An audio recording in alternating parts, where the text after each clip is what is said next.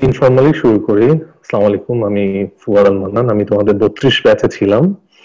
মানে আমার নিজেকে বেশ ইয়াং লাগে, কিন্তু তোমাদেরকে এবং তোমাদের ব্যাচের নাম্বার দেখে মনে হচ্ছে আমি যথেষ্টই প্রৌঢ়। আজকে যে টপিকটা নিয়ে আলোচনা করতে যাচ্ছি এটা হচ্ছে হোয়াই নেশনস ফেইল। এবং এখানে আমি আমার মতামতের চেয়ে এমআইটির দুজন প্রফেসরের লেখা একটা বইটার নামও why nations fail, theories of Daron Acemoglu এবং জেমস রবিনসন। এই দুইজনের লেখা এই বইটাতে যে থিওরি গুলো আলোচনা করা হয়েছে, এই থিওরির আলোকে আমাদের যে অবজারভেশন এটা নিয়ে আলোচনা করব। তোমরা কি আমাকে শুনতে পাচ্ছ? তোমরা জি কি ভাই, আমাকে হ্যাঁ শুনতে ভাই, পরিষ্কার শোনা যাচ্ছে। মাঝে মাঝে একটু ইন্টারাক্ট করিও, না হলে আবার খেই হারায় ফেলবো। আচ্ছা, তো নেক্সট স্লাইডে বইটার বর্তমান যে সংস্করণ সেটার ছবি, স্লাইড নাম্বার 2-তে। এবং তারপরের স্লাইডে, স্লাইড 3 নম্বর স্লাইডে, বইটা যেটা একদম প্রথম সংস্করণ ছিল 2012 সালে লেখা, সেইটার সংস্করণ। তো এই বইতে লেখক দুজন, তারা দুজনই যেহেতু আমেরিকাতে প্রফেসর, কাজে তারা আমেরিকা এবং যে ওয়েস্টার্ন ওয়ার্ল্ডের যে লিডিং যে দেশগুলো, সেই দেশগুলোকে তারা উন্নতির চরম শিখর কিংবা উন্নত দেশ বলে বিবেচনা করছেন। এবং বিষয়টা অনেকটাই বোধগম্য, যারা এইসব দেশে থাকে তারা মোটামুটি মনে করে যে এই দেশগুলোই উন্নতির চরম শিখরে কিংবা এই দেশগুলোই উন্নতির উদাহরণ। এবং এটাকে ভিত্তি করেই উনি বইটি লিখেছেন, এবং বইটাতে অবশ্য উনি প্রায় 300-র মতো কেস স্টাডি আলোচনা করেছেন। 3 নম্বর স্লাইডটা কি দেখানো যাবে? 3 নম্বর স্লাইডটা কি দেখানো যাবে? আমি আমার স্ক্রিনে অ্যাকচুয়ালি এটা চেঞ্জ করতেছি, কারণ আমি শিওর যে এটা কেন দেখা যাচ্ছে না।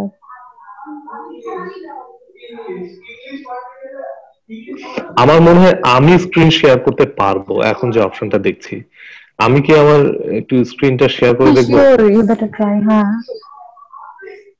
আমি কি আমার স্ক্রিনটা শেয়ার করে দেখবো?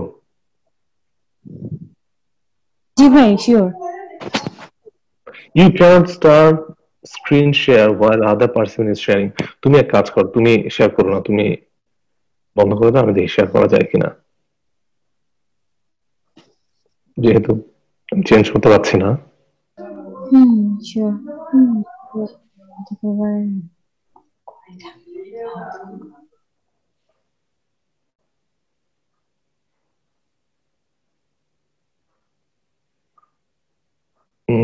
এখনো করা যাচ্ছে না।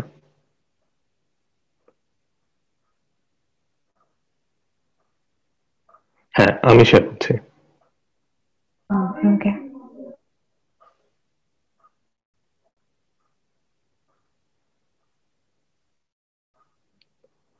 Please grant browser access screen record.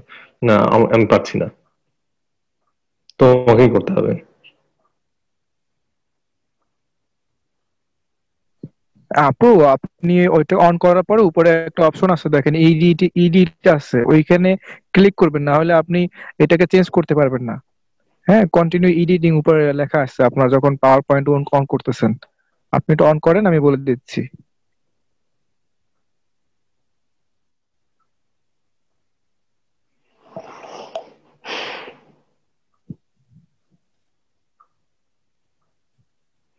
হ্যাঁ, এখন মনে হয় করা যায়, কন্টিনিউ এডিটিং অপশনটা নাই।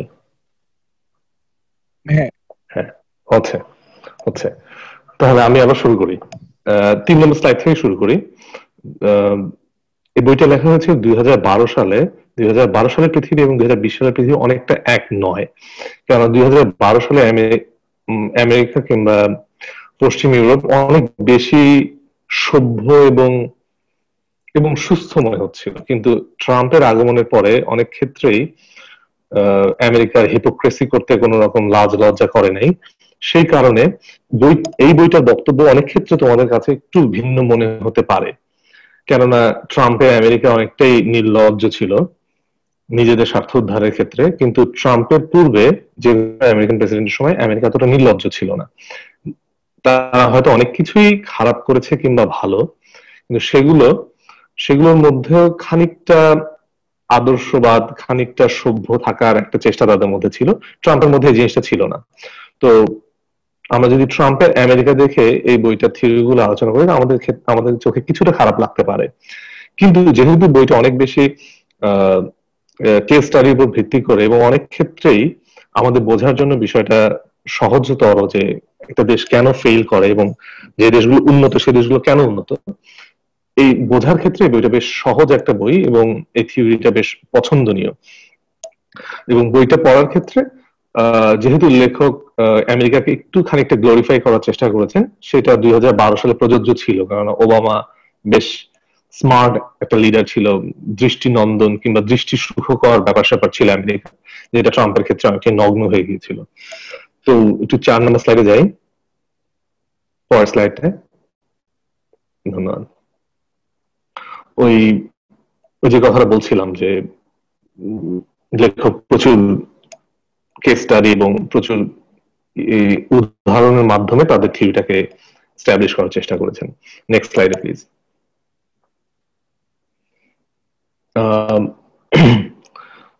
আমাদের মধ্যে অনেকেরই ডেভেলপমেন্ট কিংবা ডেভেলপ সম্পর্কে যে ধারণাগুলো থাকে, আমরা অনেক ক্ষেত্রে মনে করি যে একটা দেশে যদি যথেষ্ট পরিমাণ সম্পদ থাকে, রিসোর্স থাকে, তাহলেই সে দেশটা উন্নত হতে পারে। কিংবা আমাদের দেশে যখন আমরা দেখি প্রচুর রাস্তাঘাট, ফ্লাইওভার নির্মাণ হয়, তখন আমরা মনে করি যে হ্যাঁ, দেশে অনেক উন্নয়ন হচ্ছে। আমি তোমাদের জন্য না, আমি এটা একজন সাধারণ পার্সপেক্টিভে বলছি আর কি, মানে সাধারণত আমাদের মাথায় এটা থাকে, উন্নয়ন সম্পর্কে আমাদের ধারণাটা অনেকটা এইরকমই। এবং আমরা আজকে যখন কোন উন্নয়ন এবং অনুন্নয়নের ক্ষেত্রে সফল রাষ্ট্র এবং ব্যর্থ রাষ্ট্রের আলোচনা করতে, আমরা বাংলাদেশের এক্সাম্পলটাকে অ্যাভয়েড করার চেষ্টা করব রাজনৈতিক কারণেই। যে বাংলাদেশকে যদি আমি অনুন্নত কিংবা বলি ব্যর্থ, তাহলে অনেকের জন্য খারাপ লাগতে পারে, আবার আমি যদি বলি খুব বেশি উন্নত, তাহলে অনেকের জন্য থেকে অতিকথন বা বাহুল্য মনে হতে পারে। তো আমি বাংলাদেশের এক্সাম্পলকে অ্যাভয়েড করে ভারত এবং পাকিস্তানের উদাহরণ দেব, এই জন্য মোদী পূর্ববর্তী ভারত এবং ইমরান পূর্ববর্তী পাকিস্তান, এইটাকে আমি এক্সাম্পল হিসেবে দেখানোর চেষ্টা করব যে ইমরান পূর্ববর্তী পাকিস্তান একটা ব্যর্থ রাষ্ট্র এবং মোদী পূর্ববর্তী ভারত অ্যাকচুয়ালি একটা সফল রাষ্ট্র। কারণ যেহেতু বইটা 2012 দিকে লেখা হয়েছে এবং তখনও ভারতের চেহারা এতটা নগ্ন হয়নি এবং পাকিস্তানের চেহারাটা এত বেশি সুস্থ এবং সুন্দর ছিল না, তোমাদের বুঝতে সুবিধা হবে। আমি তোমাদেরকে কন্টিনিউয়াস তুমি করে যাচ্ছি, তোমরা কিছু মনে করছো না তো?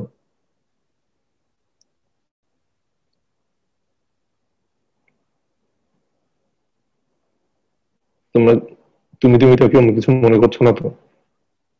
না ভাই, ইটস অ্যাবসলিউটলি ফাইন। আচ্ছা, না ভাই,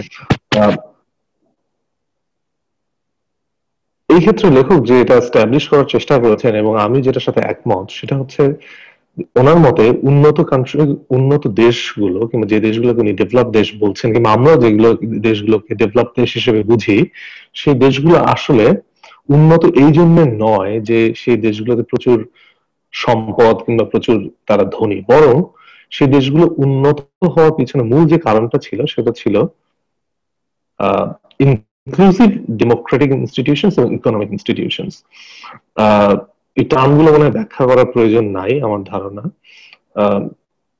ইনক্লুসিভ বলতে যেটা উনি বোঝাতে চেয়েছেন, যেখানে সব মানুষের একটা মতামত আছে এবং যেখানে সব মানুষকে এটা সার্ভ করে। ইকোনমিক ইনস্টিটিউশন গুলো, কোন ইনস্টিটিউশন গুলো অ্যাকচুয়ালি ইনক্লুসিভ না, সেগুলোকে উনি বলেছেন এক্সট্রাকটিভ ইনস্টিটিউশন।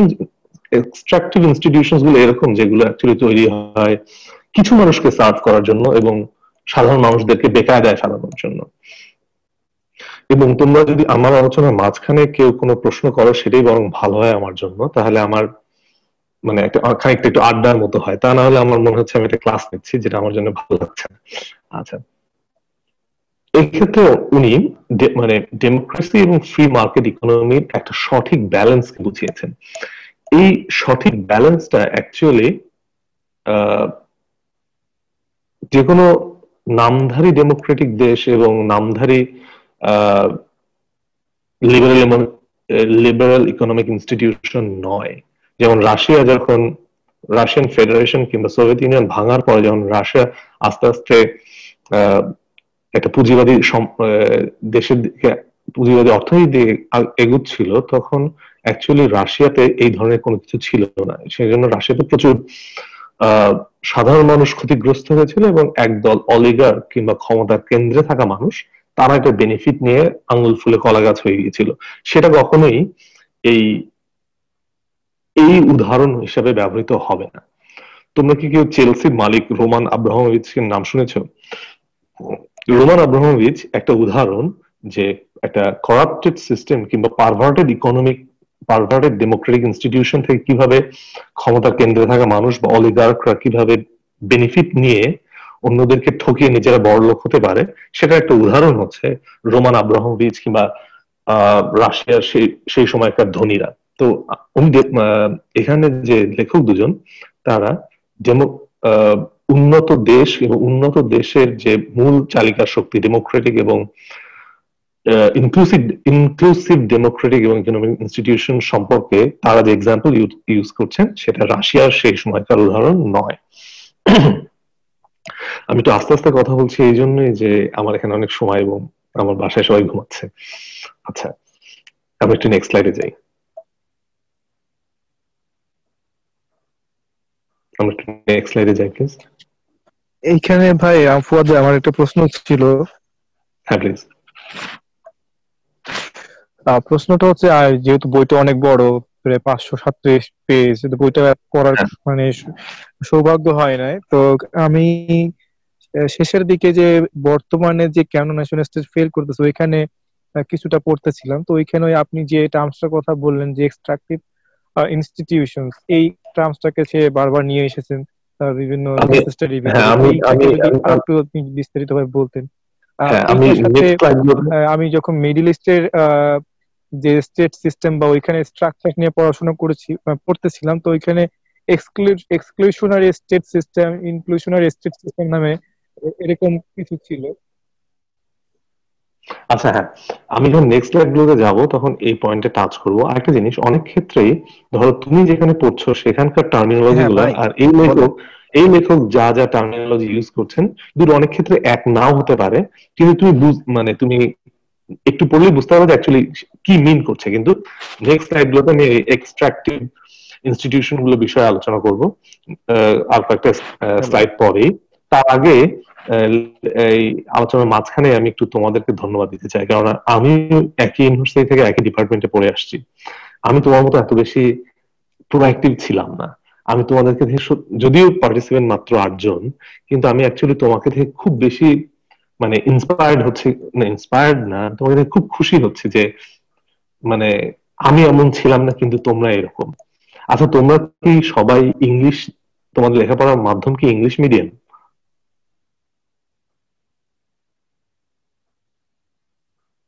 না, এটা এখনো ম্যান্ডেটরি না, বাট হচ্ছে সাম অফ আস ডু দ্যাট। তোমাদেরকে আমি এই প্রেজেন্টেশনের মাঝখানে একটু রসিকতা করতে পারি? আমি যখন প্রথম ভর্তি হই তখন রুনু ভাই ফার্স্ট ইয়ার খুব ভালো নোট করছিলেন। ওনার যেহেতু আমি 32 ব্যাচ এবং উনি 31 ব্যাচ, আমরা একই হলে থাকতাম। তো উনি যেহেতু ওনার ভালো রেজাল্ট করার একটু ইচ্ছা ছিল, তো উনি ফার্স্ট ইয়ারে খুব ভালো নোট করছিলেন। আমরা ওইটা পড়ে দেখলাম যে আরে ইংরেজি পড়ার তো দরকার নেই। যদিও আমাদের কিছু শিক্ষক খুব আমাদেরকে ফোর্স করার চেষ্টা করছিলেন যে তোমরা ইংলিশে পড়ো, কিন্তু আমরা দেখলাম যে খুব ফাঁকিবাজি করে রুনু ভাইয়ের নোট ফটোকপি করেই আমাদের জন্য বিষয়টা খুব সহজ হয়। এবং একজন বাংলাদেশি হিসাবে আমি খানিকটা চালাক, তো এই চালাকি করতে গিয়ে আমরা বাংলা মিডিয়ামে চলে গেলাম। এবং বাংলা মিডিয়ামে যাওয়ার কারণে, প্রথমেই বাংলা মিডিয়ামে চলে যাওয়ার কারণে আর কখনো ইংলিশ মিডিয়ামে যাওয়ার সাহস হয়নি। এবং এই প্রথমে একটু ফাঁকিবাজি করার কারণে সারা জীবন না, মানে বাকি জীবন দিয়ে এটা দাম পরিশোধ করতে হয়েছে। আমি তোমাদেরকে একটা রিকোয়েস্ট করব, সবাই কি শুনতে পাচ্ছ? জি ভাইয়া। আমি তোমাদের সবাইকে একটা মানে খুব অনুরোধ করবো, মানে জীবন থেকে নেয়া, সেটা হচ্ছে তোমরা দয়া করে ইংলিশ দিয়ে ইন্টারন্যাশনাল রিলেশনস পড়ো। ইংলিশ দিয়ে ইন্টারন্যাশনাল রিলেশনস না পড়ে এই ইন্টারন্যাশনাল রিলেশনস এর কোনো ভ্যালু নেই। তোমরা যদি খুব লাকি হও তাহলে নেটওয়ার্কিং কিংবা কানেকশনের মাধ্যমে তোমরা হয়তো বা বিসিএস কিংবা কোনো চাকরিতে ঢুকতে পারো, সেটার জন্য তোমার কৃতিত্ব কিংবা তোমার অর্জন ওইটা নয়। তোমার কারণটা হচ্ছে যে তোমার নেটওয়ার্কিং তোমার এবং তোমার এবং তোমার লাক। অ্যাকচুয়ালি তোমার যোগ্যতা দিয়ে তুমি কোনো চাকরি পাবা না তুমি যদি মানে ইংলিশ মিডিয়াম কিংবা ইংলিশ না জানো। তো আমি যেহেতু এর পরে ধরো ওখান থেকে পাশ করার পরে আরো 10 বছর 12 বছর প্রায় পার করলাম, আমি জীবনের প্রতিটা মুহূর্তে এটা অনুভব করেছি যে আমি ইংলিশ দিয়ে ইন্টারন্যাশনাল রিলেশনস না পড়ে কত বড় ভুল করছি, শুধুমাত্র একটু চালাকি কিংবা একটু ফাঁকিবাজির জন্য। সামান্য একটু ফাঁকিবাজির জন্য অনেক বেশি পে করতে হয়েছে। আমি চাই তোমরা প্লিজ এই কাজটা করো না। রেজাল্ট একটু খারাপ হলেও, যদি না তোমরা একদম মানে টপ 3 মধ্যে থাকো, যদি টপ 3 মধ্যে তোমরা না থাকো, তাহলে দয়া করে তুমি ইংলিশ দিয়ে লেখাপড়া করো, যত কষ্টই হোক। সেটা এটা গেল জীবন থেকে নেয়া। আচ্ছা, আমি ভুলে গেছি কোথায় ছিলাম। আমরা ছিলাম যে এটা মানে একটা দেশ উন্নত হতে হলে ও যে ডেমোক্রেটিক ইনস্টিটিউশন গুলো এবং ও যে অ্যাকচুয়ালি ফ্রি মার্কেটটা, এটাকে ফেয়ার হতে হবে এবং যেটাকে বলা যায় যে সৎ কিংবা স্বচ্ছ হতে হবে। মানে তোমরা একটা জিনিস খেয়াল করে দেখবে, যদি কোনো হলিউডের সিনেমা দেখে দেখো, হলিউডের সিনেমা হুট করে অনেক অনেক লোক যারা শেয়ার মার্কেটে যায়, তারা শেয়ার মার্কেটে গিয়ে মার্কেট ম্যানিপুলেট করে অনেক সময় অনেক ধনী হয়ে যায়, কিন্তু ইন দ্য লং রান তাদেরকে অবশ্যই না অবশ্যই ল অ্যান্ড অর্ডারের আওতায় আসতে হয় এবং তাদেরকে জেলে যেতে হয়। আমেরিকান সিনেমাতে তোমরা খুব ভালো করে খেয়াল করবে। আরেকটা জিনিস খেয়াল করবে, বাংলাদেশে শেয়ার মার্কেটে যতগুলো কেলেঙ্কারি হয়েছে, এই জন্য কাউকেই কোন রকম জবাবদিহিতা এবং কাউকে কোন রকম শাস্তি পেতে হয় নাই। আমার বন্ধু লিমনের গল্প সবুজ তুমি করছিল, লিমনের খুব চমৎকার গল্প আছে। লিমন একবার একটা সাধারণ জ্ঞান প্রতিযোগিতায় 1 লক্ষ টাকা দিতে, তারপর লিমন শেয়ার মার্কেটে যায় এবং শেয়ার মার্কেটে গিয়ে তার টাকাটা নষ্ট হয়। এবং আমরা যেহেতু সবাই খুব সর্বংসহা, আমরা এটা মেনে নিই এবং কেউ কিছু বলি না। কিন্তু যে দেশগুলো অ্যাকচুয়ালি এই দুই এই দুই প্রফেসরের মতে ডেভেলপড বা উন্নত, সেই দেশগুলোতে এই যে ইকোনমিক ইনস্টিটিউশন এবং ফ্রি মার্কেট ইকোনমিক যে সিস্টেমটা, এটা যথেষ্ট রকম চেক অ্যান্ড ব্যালেন্স থাকে এবং এইটাতে এইটাতে কেউ ক্ষমতার কেন্দ্রে কিংবা ক্ষমতার কেন্দ্রে আশেপাশে থাকা কেউ কোনো অন্যায় সুবিধা নিতে পারে না। কিন্তু যে দেশগুলো উন্নত নয়, যে দেশগুলো ফেইল করে, সেই দেশগুলোতে শুধু ক্ষমতার কেন্দ্রে থাকা লোকজন এবং ক্ষমতার ক্ষমতায় থাকা লোকজনই এটার বেনিফিট তুলতে পারে। এবং যখন সাধারণ মানুষ আমার মতো কিংবা আমার বন্ধুর মতো যারা শেয়ার মার্কেটে কিংবা যে কোনো ইনভেস্টমেন্টে গিয়ে তারা প্রফিট করতে পারে না, তখন তারা খুবই হতাশ হয় এবং ন্যাচারাল এন্টারপ্রেনারশিপ যখন গভর্নমেন্ট কিংবা স্টেট স্পন্সর করে না কিংবা এটাকে যখন কোনো প্যাট্রোনাইজ করা হয় না, তখন টোটালি দেশের ইকোনমি ওই অর্থে আর আগায় না। তো ওনার মতে যে দেশগুলো উন্নত হয় সেই দেশগুলোতে এই এনভায়রনমেন্ট থাকে, এইরকম এনভায়রনমেন্ট থাকে যেখানে সাধারণ মানুষরাই তার যার যোগ্যতা আছে এবং যার হার্ডওয়ার্ক করার ক্যাপাসিটি আছে, তারা নিজেরা ইনভেস্টমেন্ট করে এবং ইনভেস্টমেন্ট করে সেটা পয়সা ইনভেস্টমেন্ট, তাদের শ্রম ইনভেস্টমেন্ট, তাদের মেধা ইনভেস্টমেন্ট করে তারা আউটপুট ভালো নিতে পারে। এবং একটা যখন এই কালচারটা তৈরি হয়ে যায়, যখন অনেকেই ভালো এন্টারপ্রেনারশিপ হয় এবং অনেকেই ভালো তাদের মেধাকে ইনভেস্ট করতে থাকে, তো ওই দেশটার ইকোনমি অনেক বেশি মানে সামষ্টিক ইকোনমি অনেক বেশি আগাতে থাকে। আমরা একটু 7 নম্বর স্লাইডে যাই।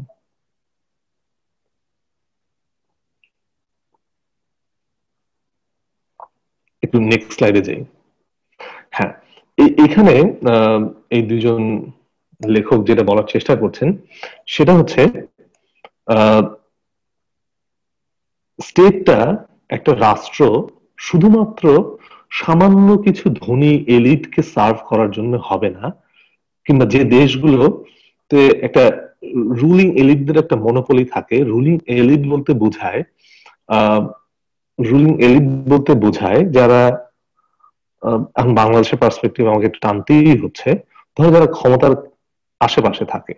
রুলিং এলিটদের মধ্যে বাংলাদেশের সালমান এফ রহমান একজন রুলিং এলিট, মানে এক্সাম্পল গুলো যেন তোমরা বুঝতে পারো। সালমান এফ রহমান একজন রুলিং এলিট। কিংবা আরেকজনকে যদি বলা যায়, যেমন গাজী গোলাম মোস্তফা, গাজী টিভি, গাজী ট্যাঙ্ক, এ হচ্ছে একজন রুলিং এলিট। তো যে দেশগুলো অনুন্নত কিংবা উন্নতি কেন করতে পারছে না, তার কারণ হচ্ছে ওই রাষ্ট্রের কন্ট্রোলটা এইসব লোকদের মনোপলিতে। তুমি যদি, তোমার যদি মেধা থাকে এবং তোমার যদি এন্টারপ্রেনারশিপ স্কিল থাকে, তবুও তুমি এই সমাজে কিংবা এইসব দেশে তেমন বেশি কিছু করতে পারবে না। তার কারণ হচ্ছে ওই সামনের দিকটা এই ধরনের লোকজন তারা ক্যাপচার করে থাকার কারণে তোমাকে স্টেট প্যাট্রোনাইজ করবে না, এবং তোমার মতো যখন হাজার হাজার মানে মানুষকে স্টেট প্যাট্রোনাইজ করবে না এবং তাদের সামনে আগানো পথটা বন্ধ করে দেবে, তখন সামষ্টিক ইকোনমিও কিংবা রাষ্ট্রের উন্নয়নও পিছিয়ে যাবে। কারণ রাষ্ট্র তো শুধু অল্প কয়েকজন লোকের উন্নতি দিয়ে রাষ্ট্র আগায় না। আরো যদি বাংলাদেশে 10 জন সালমান এফ রহমান থাকে, তাহলে আমাদের পার ক্যাপিটা ইনকাম হয়তো বাড়বে অ্যাভারেজ করার কারণে, কিন্তু রাষ্ট্রের তো উন্নতি হবে না। ঠিক সেই কারণে যদি একটা দেশকে উন্নত হতে হয়, তাহলে এই দেশে যে ইনস্টিটিউশন গুলো হবে এবং যে ল গুলো হবে, সেই ল গুলো হবে সাধারণ এবং সংখ্যাগরিষ্ঠ মানুষকে, সাধারণ মানুষের সংখ্যাগরিষ্ঠ হয়, এলিটরা কখনোই সংখ্যাগরিষ্ঠ না, সাধারণ সংখ্যাগরিষ্ঠ মানুষকেই বেনিফিট দেওয়ার জন্য, শুধু স্মল এলিটদেরকে বেনিফিট দেওয়ার জন্য না। আমি তোমাদের একটা উদাহরণ দেই। ধরো একটা যে দেশ একটু উন্নত হয়, সেই দেশটা ক্যাপিটালিস্ট হোক আর যাই হোক, সেটা কোনো ব্যাপার না। বাংলাদেশে যে কোনো একটা আইন, সে আইনটা তৈরি করা হয় সাধারণ মানুষকে আটকানোর জন্য। এবং এখন আমি যে দেশে বাস করছি, এই দেশে যে আইনগুলো হয়, এই দেশে প্রতি মুহূর্তে আইনটাকে এমন ভাবে তৈরি করা হয় যেন সাধারণ মানুষের জন্য ইজ অফ ডুইং বিজনেস হয়। একটা উদাহরণ দিই, সেটা হচ্ছে আমার বাংলাদেশি উপার্জনের তুলনা, আমার একই সাথে আমার বাংলাদেশ এবং অস্ট্রেলিয়াতে আমার নামে একটা গাড়ি আছে। বাংলাদেশে আমি যখন আমার গাড়িটাকে যেহেতু আইন মেনে রেজিস্ট্রেশন করতে হয় এবং ওই রাস্তা চালানোর জন্য রোড পারমিট দরকার হয়, সে তোমাকে বিআরটিএ থেকে অনুমতি নিতে হয়, ট্যাক্স দিতে হয়। তো এই প্রসেসটা এমন ভাবে করা আছে যেন সাধারণ মানুষকে যতটা সম্ভব আটকানো যায়। আমি আসলে এই বিআরটি এর এক্সাম্পলটা দিচ্ছি কারণ বিআরটি অফিসকে আমি ডিল করি, আমি তোমার শুল্ক কিংবা ট্যাক্স কিংবা কাস্টমার অফিসকে ডিল করি না, কাজে আমি ওই এক্সাম্পল তোমাদেরকে দিতে পারছি না। কিন্তু আমি যখন অ্যাডিলেইডে আমার গাড়িকে রেজিস্ট্রেশন করতে যাই, তখন আমি প্রতি মুহূর্তে আমি খেয়াল করে দেখি যে আমি আর কি সুবিধা চাই। যেটা আমি দেখি যে প্রতি মুহূর্তে কিংবা মানে প্রত্যেকটা ধাপে, মানে নেক্সট ইয়ারে দেখি যে সরকার সবকিছু এত বেশি সহজ করে দিচ্ছে, আমার মাথায় যতটা মানে চিন্তা আসে যে এটাকে এত সিম্পল করা সম্ভব, আমি দেখি যে এই দেশে ওটাকে সিম্পল করে দেওয়া আছে সাধারণ মানুষের জন্য, কারণ আমি এই দেশে একদমই সাধারণ মানুষ। কিন্তু বাংলাদেশের পার্সপেক্টিভে আমি একজন সাধারণ মানুষ, কিন্তু বাংলাদেশের পার্সপেক্টিভে প্রত্যেকটা ল, সেটা বিআরটি হোক, সেটা ওই জমি রেজিস্ট্রেশনই হোক, যেহেতু তোমাদের মধ্যে অনেকেই হয়তো মফস্বলে বাস করো কিংবা গ্রামে বাস করো, তোমাদেরকে এই জিনিসটা ফেস করতে হবে। জমি রেজিস্ট্রেশন হোক, ভেহিকেল রেজিস্ট্রেশন হোক, কাস্টমস হোক, যে কোনো কিছুতেই দেখবা আইনগুলোকে এমন ভাবে, স্টেট ইনস্টিটিউশন এমন ভাবে তৈরি করা আছে যেন তোমাকে প্রতি পদে পদে আটকানো হয়। ধর তুমি কোনো একটা ব্যবসা শুরু করতে যাচ্ছ, সেটার জন্য ট্রেড লাইসেন্স, এইসব ক্ষেত্রে খুবই খুবই তোমার জন্য কষ্টকর হবে।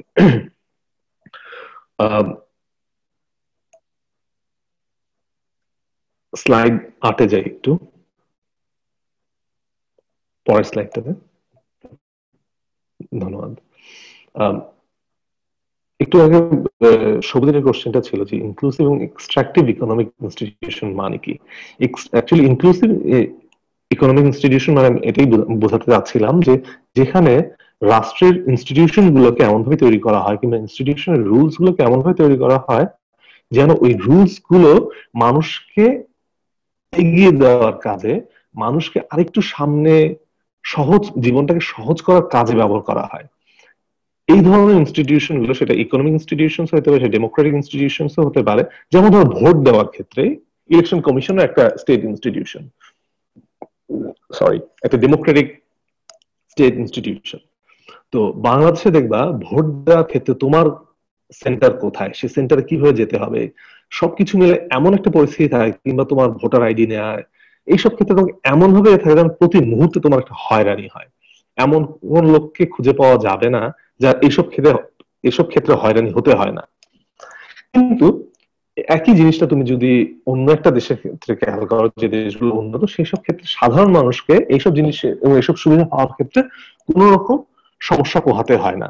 যেমন একটা ধরো অস্ট্রেলিয়াতে, আমি অস্ট্রেলিয়া এক্সাম্পল দিচ্ছি, কারণ আমি এখানে থাকি। অস্ট্রেলিয়াতে একজন লোক একটা ব্যবসা শুরু করবে, তার যে ট্রেড লাইসেন্স দরকার, কিংবা তার যে এইসব যা যা জিনিস দরকার, তার জন্য বিষয়টা এত সহজ। তোমাদের ক্ষেত্রে, তোমরা যদি সাধারণ হয়ে থাকো, তাহলে তোমাদের ক্ষেত্রে বিষয়টা দেখবে যথেষ্টই কঠিন। আমি একটা ট্রেড লাইসেন্সের চেষ্টা করেছিলাম, কাজে আমি এই প্রসেসটা জানি। এটা ভয়ঙ্কর কঠিন একটা কাজ। কিন্তু এক্সট্রাকটিভ ইকোনমিক ইনস্টিটিউশন মানে হচ্ছে ওইসব দেশে ইনস্টিটিউশন গুলো এরকম যে এটা শুধুমাত্র এই যে সাধারণ মানুষকে আটকায় রাখার কাজে ব্যবহৃত হয়। কেননা তোমাদেরকে আটকায় রাখতে পারলে যারা ক্ষমতার কেন্দ্রে এবং ক্ষমতার কেন্দ্রে আশেপাশে থাকে, তারা একটা বেনিফিট পাবে। তুমি দেখবা যে তোমার যদি বাংলাদেশে তোমার যদি নেটওয়ার্কিং ভালো হয়, আমি বাংলাদেশের এক্সাম্পল দিতে বাধ্য হচ্ছি, তাহলে দেখবো তোমার জন্য এই ধরনের পাওয়া কোনো ব্যাপারই না। তুমি ফোন করে দেবা, তোমার জন্য কাগজ থাকবে, তুমি যা সই দিয়ে নিয়ে আসবা। এই জিনিসটা হয়েছিল, অনেকের ক্ষেত্রেই হয়, অনেকের ক্ষেত্রেই হয় না।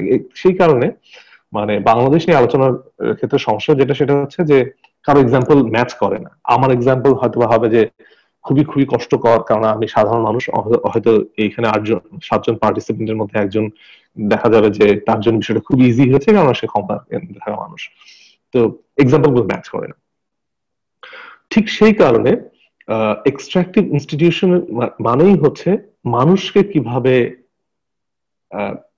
কিভাবে বিপদে ফেলা যায়। অ্যাকচুয়ালি এই এই এই ধরনের ইনস্টিটিউশন গুলো তৈরি হয়েছিল কলোনিয়াল এরাতে, মানে যখন একটা কলোনিয়াল রুলার ছিল, তার তার কাজই ছিল এই দেশ থেকে সম্পদগুলোকে অন্য দেশে নিয়ে যাওয়া। সেসব ক্ষেত্রে সে এই ধরনের ইনস্টিটিউশন গুলোকে ব্যবহার করতো। তো আমাদের দেশে কিন্তু পোস্ট কলোনিয়াল এরাতে ইনস্টিটিউশন গুলো অনেকটা ওইরকমই থেকে গেছে, যেটা ব্রিটিশদের তৈরি করা ছিল। ব্রিটিশদের তো তৈরি করা ছিল এই জন্য যে তারা এখান থেকে সম্পদ ওই দেশে নিয়ে যাবে। আমাদের তো সেই স্টাইলটা ফলো করার কথা ছিল না, কিন্তু আমাদের ইনস্টিটিউশন গুলো ওইরকমই থেকে গেছে। যখন আমরা দেখি যে যে দেশগুলো অ্যাকচুয়ালি উন্নত নয়, সেই দেশগুলোতে যেটা দেখা যায় যে ইনিশিয়ালি যে একটা করাপ্ট যে ডিক্টেটর থাকে, কিংবা যে একটা সুডো ডেমোক্রেটিক লিডার থাকে, সে বলে সে ডেমোক্রেটিক লিডার, কিন্তু সে actually pseudo democratic leader. Pseudo democratic leader মানে হচ্ছে যেমন বাংলাদেশের এক্সাম্পল এক্ষেত্রে দেওয়া ঠিক হবে না, কারণ সবাই জানে মায়া আছে।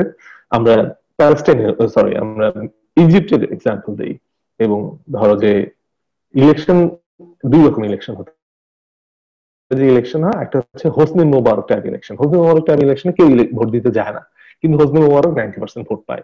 এটাকে ইন্টারন্যাশনাল পলিটিক্স আলোচনা বলে হোসনি মোবারক স্টাইল ইলেকশন। কেউ ভোট দিতে যায়নি, কিন্তু হোসনি মোবারক 90% ভোট পেয়ে গেছে, এবং 90% টার্ন আউট হয়েছে। তো ওইসব দেশে দেখা যায় যে ইনিশিয়ালি ওই করাপ্ট ডিক্টেটররা এবং তাদের যে ক্লিকরা, মানে তার যে ওই সঙ্গী সাথীরা, তারা ইনিশিয়ালি প্রচুর টাকা পয়সা মালিক হয়ে যায়, এবং সেই টাকা পয়সা দিয়ে ইনিশিয়ালি কিছু ফ্যাক্টরি, কিছু ইন্ডাস্ট্রি দাঁড়া করায়, এবং কিন্তু আলটিমেটলি এই সম্পদগুলো যে সুইস ব্যাংকে কিংবা ওই পশ্চিমা দেশের রিয়েল স্টেটে তারা পার্ক করে, তারা টাকাগুলো নিয়ে যায়। তো ইন দ্য শর্ট টার্মে দেখে খুব ভালো মনে হলো, ইন দ্য লং রান দেখা যায় যে দেশের প্রচন্ড ক্ষতি হয়ে যায়। আরেকটা উদাহরণ হতে পারে যে আমরা যখন দেখি যে অনেক ক্ষেত্রে আমরা মেনে নেই যে ইকোনমিক ডেভেলপমেন্টের ক্ষেত্রে এই ধরনের দুর্নীতিকে সহ্য করা যেতে পারে, কিন্তু এই ধরনের দুর্নীতি সহ্য করে অ্যাকচুয়ালি কোনো দেশ উন্নতি করে না। শর্ট টার্মে মনে হয় উন্নতি হচ্ছে, যে আমাদের বেক্সিমকোর মালিক অনেক ধনী, দেখে মনে হচ্ছে অনেক ধনী, সে দামি গাড়ি ইউজ করে, গাজী গ্রুপের মালিক অনেক ধনী, কিন্তু ইন দ্য লং রানে এটা দেশের কোনো ইয়ে হয় না। আমরা আরেকটা এক্সাম্পল দিতে পারি যে কেন যে দেশগুলোতে ফেল করেছিল, সেই দেশগুলোতে সম্পদের অভাব ছিল না, কিন্তু যেহেতু এই ধরনের করাপ্ট ডিক্টেটর এবং তাদের ক্লিকরা, মানে তাদের সঙ্গী সাথীরা যখন অতিরিক্ত ধনী হয়ে যাচ্ছিল, টাকা পয়সা বিদেশে নিয়ে যাচ্ছিল, তখন ইন দ্য লং রান দেশগুলো যে ক্ষতিগ্রস্ত হয়েছে, তার এক্সাম্পল হিসাবে এই লেখক ইউজ করেছেন গাদ্দাফি, আমরা অনেকে আলোচনার ক্ষেত্রে বলি যে হয় আমেরিকা আমেরিকা তো আক্রমণ করেনি, ফ্রান্স কিংবা ন্যাটো আক্রমণ করার আগে লিবিয়া অনেক ধনী রাষ্ট্র ছিল, যেটা সত্য। ফ্রান্স লিবিয়াকে ধ্বংস করার পরে লিবিয়া অনেক ক্ষতিগ্রস্ত হয়েছে, এটাও সত্য। কিন্তু একই সাথে এটাও তো সত্য যে লিবিয়ার যে অটোক্রেটিক রুলার গাদ্দাফি, তার সন্তানরা তো ভয়ঙ্কর ধনী ছিল, এবং যেটা হওয়া উচিত হয়নি। তো মানে যখনই এইভাবে ইনিশিয়ালি মনে হতে পারে যে হ্যাঁ লিবিয়া অনেক ভালো চলছিল, কিন্তু অ্যাকচুয়ালি লিবিয়ার উপরে উপরে ভালো মনে হচ্ছিল, তার কোনো বেস কিংবা তার কোনো ভিত্তি ছিল না। ঠিক তেমনি সাদ্দাম চলে যাওয়ার পর ইরাক প্রায় ধ্বংস হয়ে গেছে, কিন্তু সাদ্দাম ভালোভাবে ইরাককে শাসন করে নাই। আমরা যদিও বলি যে আমেরিকা আসার পরে ইরাকের এই ধ্বংস, এবং কিছু ছবি পাশাপাশি দিয়ে দেখানো যেতে পারে যে বাগদাদ 2003-এর আগে কিরকম ছিল, এবং 2003-এর আমেরিকান ইনভেশনের পরে ইরাকের ক্যাপিটাল বাগদাদ কিরকম হয়ে গেছে, এটা দেখে বলা যেতে পারে হ্যাঁ সাদ্দামের রুল ভালো ছিল। অ্যাকচুয়ালি তা না, উপরে উপরে ভালো দেখা যাচ্ছিল। সাদ্দাম এবং তার সন্তানরা যেভাবে রাষ্ট্রীয় সম্পদের যথেচ্ছ ব্যবহার করেছে, এইভাবে কোনো দেশ কখনোই ইন দ্য লং রানে আগায় না, এবং এটার লং টার্ম রেজাল্ট হচ্ছে পোভার্টি, যেটা এখন আমরা লিবিয়াতে কিংবা ইরাকে দেখছি। তোমাদেরকে আরেকটা এক্সাম্পল দিই, সেটা হচ্ছে ইরাকের একজন সার্জন ছিল, একজন ইয়াং সার্জন, তার নাম হচ্ছে মুনজিদ আল মুদেরিস। সে একজন অর্থোপেডিক সার্জন। সে সাদ্দামের অত্যাচার থেকে পালিয়ে নৌকায় করে অস্ট্রেলিয়াতে চলে আসে। তারপর অস্ট্রেলিয়া আসার পরে সে একটু পরিশ্রম করেই সে অস্ট্রেলিয়ার সবচেয়ে আইকন কিংবা সবচেয়ে জনপ্রিয় ডাক্তার কিংবা অ্যাওয়ার্ড অব অস্ট্রেলিয়া, এই ধরনের সব পুরস্কার সে জিতে নিয়েছে, এবং সে অস্ট্রেলিয়ার লিডিং একজন ফিলান্থ্রপিস্ট, এবং সবচেয়ে তার প্রফেশনে সে সবচেয়ে বড় একজন মানুষ, বড় একজন ডক্টর। তো এইখানকার এই যেহেতু ইনস্টিটিউশন গুলো তাকে এই সুবিধা দিয়েছে যে তোমার মধ্যে যে ট্যালেন্ট কিংবা তোমার মধ্যে যে প্রতিভা কিংবা তোমার মধ্যে যে ড্রাইভটা আছে, তুমি পুরোপুরি। হ্যাঁ বলো সুবাদ ভাই, বলো সবুজ বলো। আপনাকে মনে হয় অনেকে আপু একটা প্রশ্ন করবে। হ্যাঁ Anika, please go ahead. Well thank you buddy. আমি আসলে একটু কনফিউজ ছিলাম যে আপনি যখন বলছিলেন যে ইরাক এন্ড লিবিয়ার এক্সাম্পলস গুলা, আসলে কি এই কারেন্ট যে কনটেক্সটটা তৈরি হয়েছে, do you think it is the consequence of their autocratic regimes behaviour or that pattern? Or মানে এই যে আপনি বলছিলেন যে দারিদ্রতা বা প্রপার্টির যে সিকোয়েন্সটা, সেটা আসলে লিবিয়ান গভর্নমেন্টের যেই লেগাসিটা ছিল সেটারই একটা extended version. So is it so, নাকি হচ্ছে এই যে ইন্টারভেনশনের যে ফেজটা গেছে that actually played a huge role? হ্যাঁ, চমৎকার কোশ্চেন। আসলে আমার প্রেজেন্টেশনে পুরো বিষয়গুলো ক্লিয়ার হচ্ছে না, সেজন্য তোমাদের মধ্যে এই কোশ্চেন গুলো আসছে। আমার ধারণা আমি যদি প্রেজেন্টেশনটা শেষ করতে পারি, তাহলে আবার নতুন করে কোশ্চেন গুলো অ্যান্সার যখন দেবো, তখন তোমাদের জন্য বিষয়টা একদম একটু ক্লিয়ার লাগবে। বিষয়টা হচ্ছে এই দুই লেখকের মূল বক্তব্যটা হচ্ছে, তোমার যদি ডেমোক্রেটিক ইনস্টিটিউশন গুলো ঠিক মতো না দাঁড়ায়, তাহলে মানে আপেক্ষিক যে চাকচিক্য কিংবা ধরো স্বল্প মেয়াদে যে চাকচিক্য কিংবা উন্নতি তুমি দেখো, এই উন্নতিটা ধরে রাখা যায় না।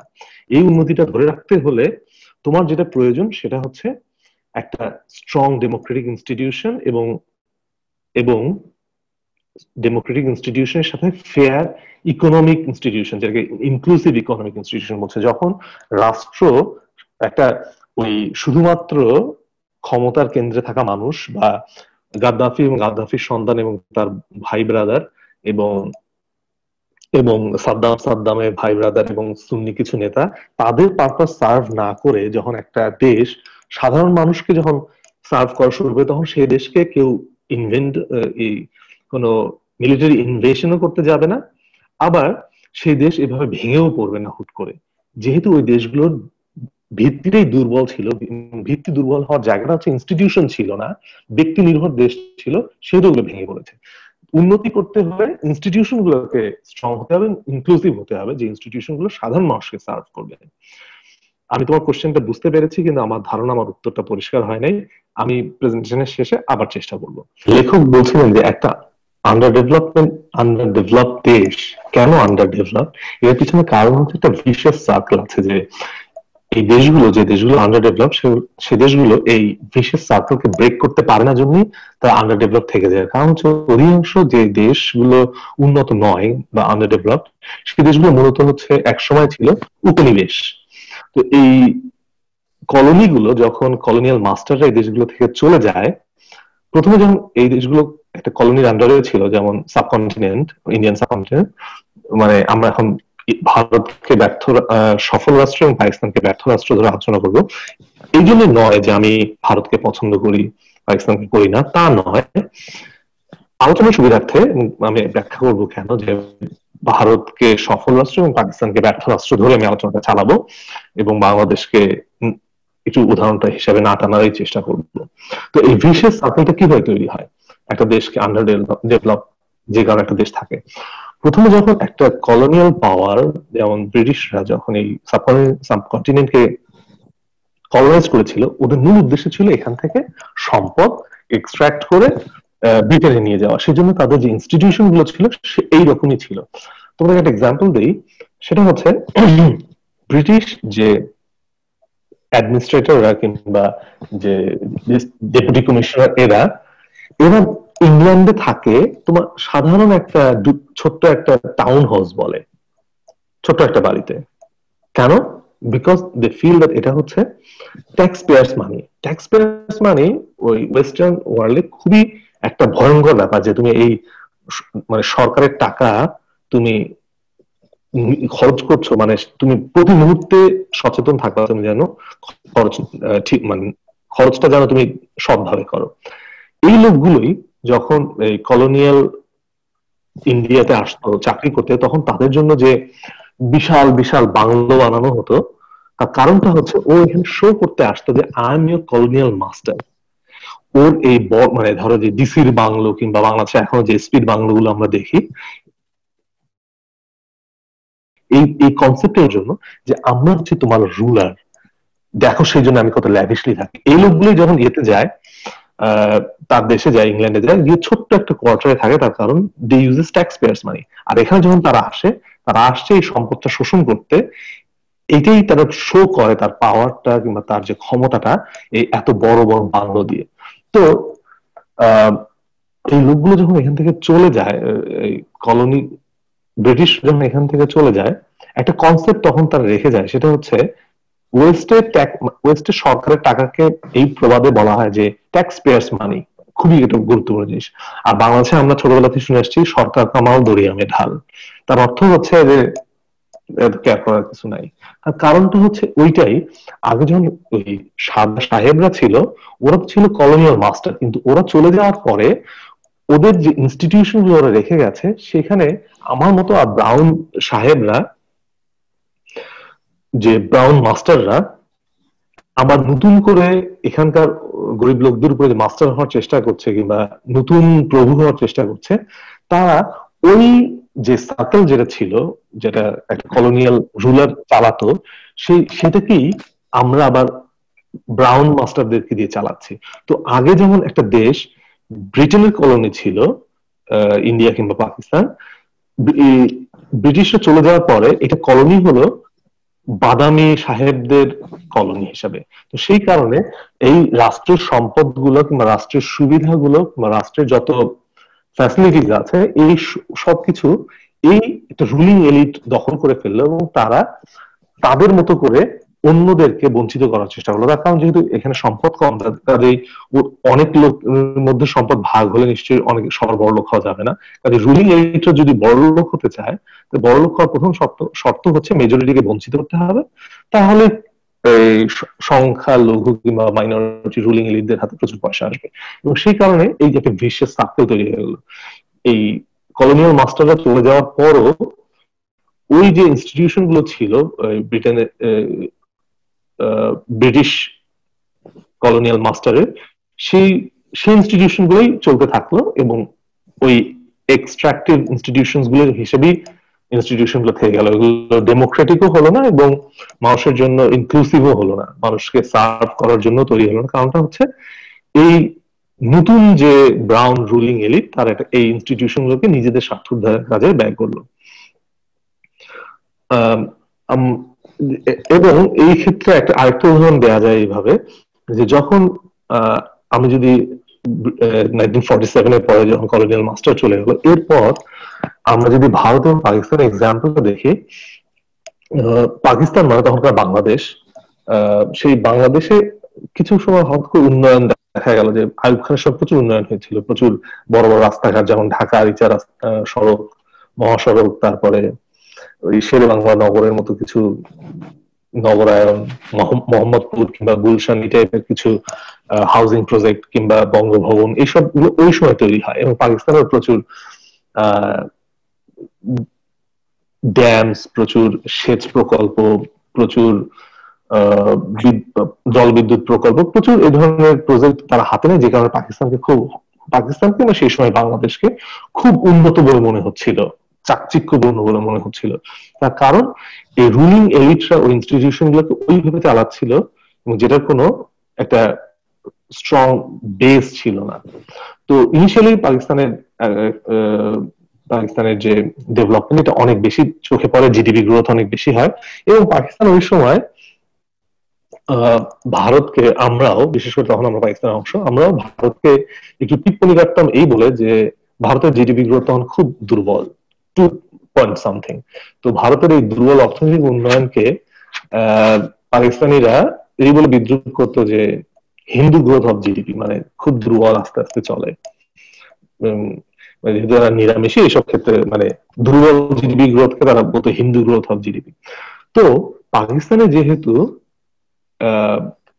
ডেমোক্রেটিক এবং ইনক্লুসিভ ইকোনমিক ইনস্টিটিউশন তৈরি হলো না এবং একদল এলিট যারা এটাকে ক্যাপচার করলো, মানে পাকিস্তানের স্বাধীনতার পরে পাঞ্জাবি কিছু এলিট এবং ভারতের উত্তরপ্রদেশ বিশেষ করে এখান থেকে যাওয়া কিছু এলিট মুসলিমরা যাওয়ার পরে তারা যেভাবে সিভিল ব্যুরোক্রেসি এবং মিলিটারি দখল করলো, তারা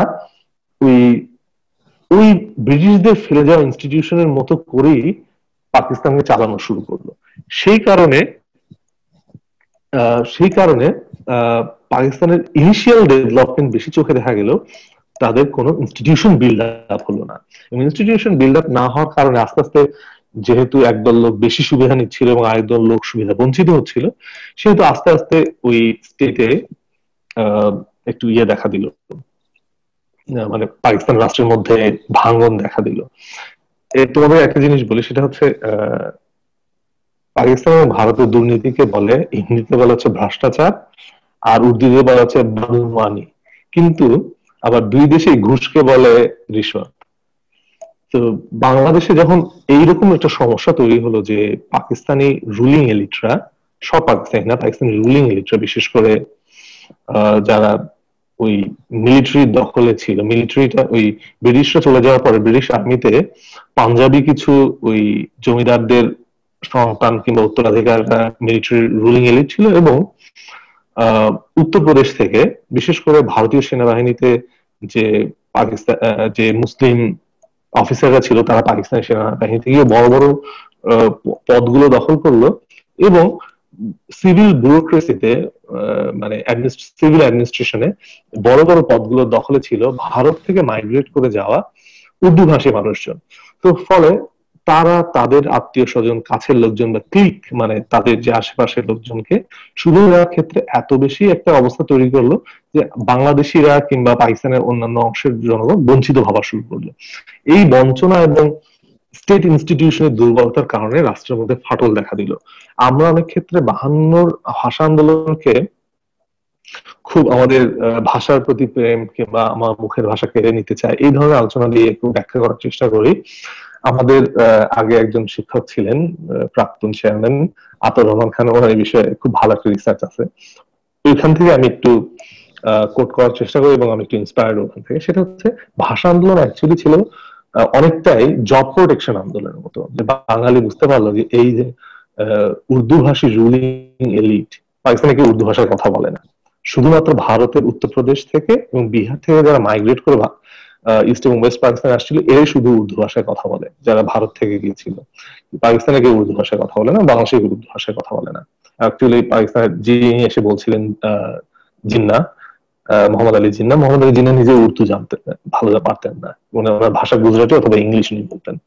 তো উনি উর্দুকে চাচ্ছিলেন একটা মানে রাষ্ট্রকে ইয়ে করার জন্য, অথবা ওনার যে সিভিল ব্যুরোক্রেসি লোকজন তারাও বলছিল যে রাষ্ট্রকে ইন্টিগ্রেট করতে হলে একটা ভাষা লাগবে। যেমন বাংলাদেশ আজকে খুব বেশি ইউনাইটেড, তার পিছনে একটা কারণ হচ্ছে আমরা বাঙালি, আমি বাংলার বাংলা আমার বাংলা ভাষা, এই বাংলা ভাষা খুব আমাদের জাতীয়তাবাদকে স্ট্রং করে। কিন্তু 52 ভাষা আন্দোলন ছিল মূলত একটা জব প্রোটেকশন আন্দোলন। মানে আমরা বিশেষ করে আমরা বুঝতে, কারণ আমরা তো অধিকাংশই ছিলাম মধ্যবিত্ত কিংবা আমরা মানে বঞ্চিত অংশ ছিলাম। আমরা কলোনিয়াল ইন্ডিয়াতেও বঞ্চিত অংশ ছিলাম, আমরা ছিলাম কলকাতার জমিদারদের প্রজা, ওরা চলে যাওয়ার পর আমরা হলাম অলমোস্ট একদম উর্দু স্পিকিং মাইগ্রেটেড জনগণের আবার প্রজা হলো।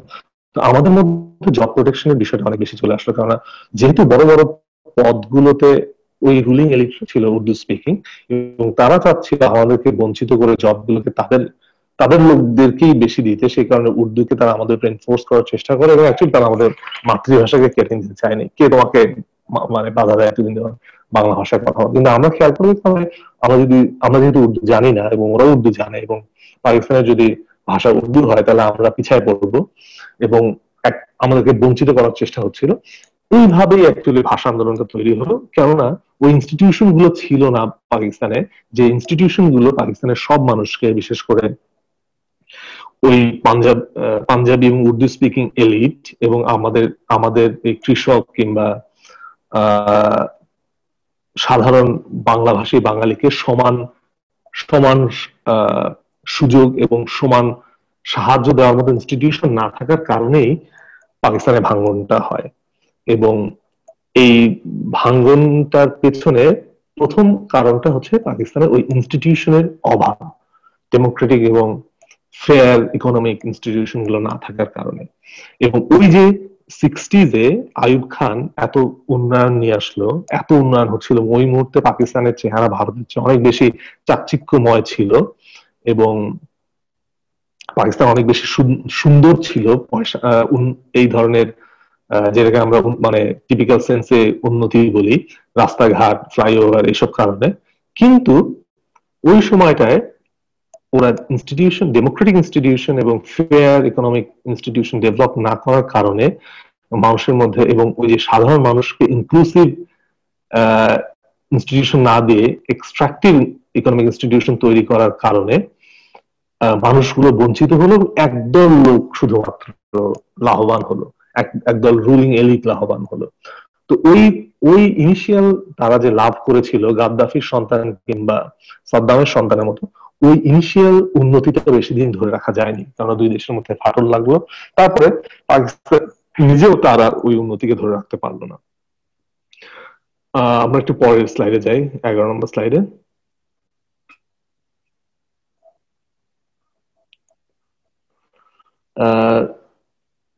এখানে দুই লেখক বলার চেষ্টা করেছেন যে একটা রাষ্ট্র কেন ডেভেলপ করে। আমরা তো আলোচনা করলাম যে একটা রাষ্ট্র কেন ডেভেলপ করে না, কি কারণে আটকে যায়। আরেকটা দেশ কেন ডেভেলপ হয়, কারণটা হচ্ছে যে যে দেশগুলোকে ওনার এক্সাম্পল হিসেবে দেখিয়েছেন ইউনাইটেড স্টেটস মানে ওই সময়। হ্যাঁ শাওন বলো। একটা প্রশ্ন করা যাবে? হ্যাঁ প্লিজ প্লিজ প্লিজ। মানে আপনার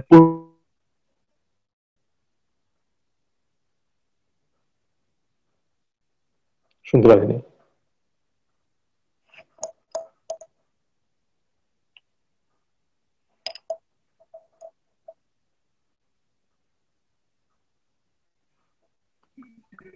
ভাই আপনি কন্টিনিউ করুন, ওর সাউন্ডের সমস্যা হচ্ছে কোনো। আসলে আমি জুমে কখনো প্রেজেন্টেশন দেইনি, জুমে ভাই মানে প্রেজেন্টেশন। আমার নেটওয়ার্ক একটু সমস্যা করতেছে, তো এই জন্য ভাই প্রশ্নটা করতে পারি একটা যদি। ভাই আমি মনে হয় অনেকদিন জুমে প্রেজেন্টেশন করি না, তো এই জন্য আমার প্রেজেন্টেশন একটু ছাড়া ছাড়া হচ্ছে। আমি একটা মানে ফেস টু ফেস প্রেজেন্টেশন করে অভ্যস্ত। আমার মনে হয় আমি যদি ওয়াইন্ড আপ করি, তারপর তোমাদের মানে একটু ধারণাটা ক্লিয়ার হবে, তখন আমি উত্তরগুলো যদি একটু ভাঙা ভাঙা এবং একটু একটু মানে একটু দুর্বল উত্তরও দেই, তোমরা বুঝতে পারবে অ্যাকচুয়ালি আমি কি মিন করছি। আমি একটু ওয়াইন্ড আপ করি দ্রুত।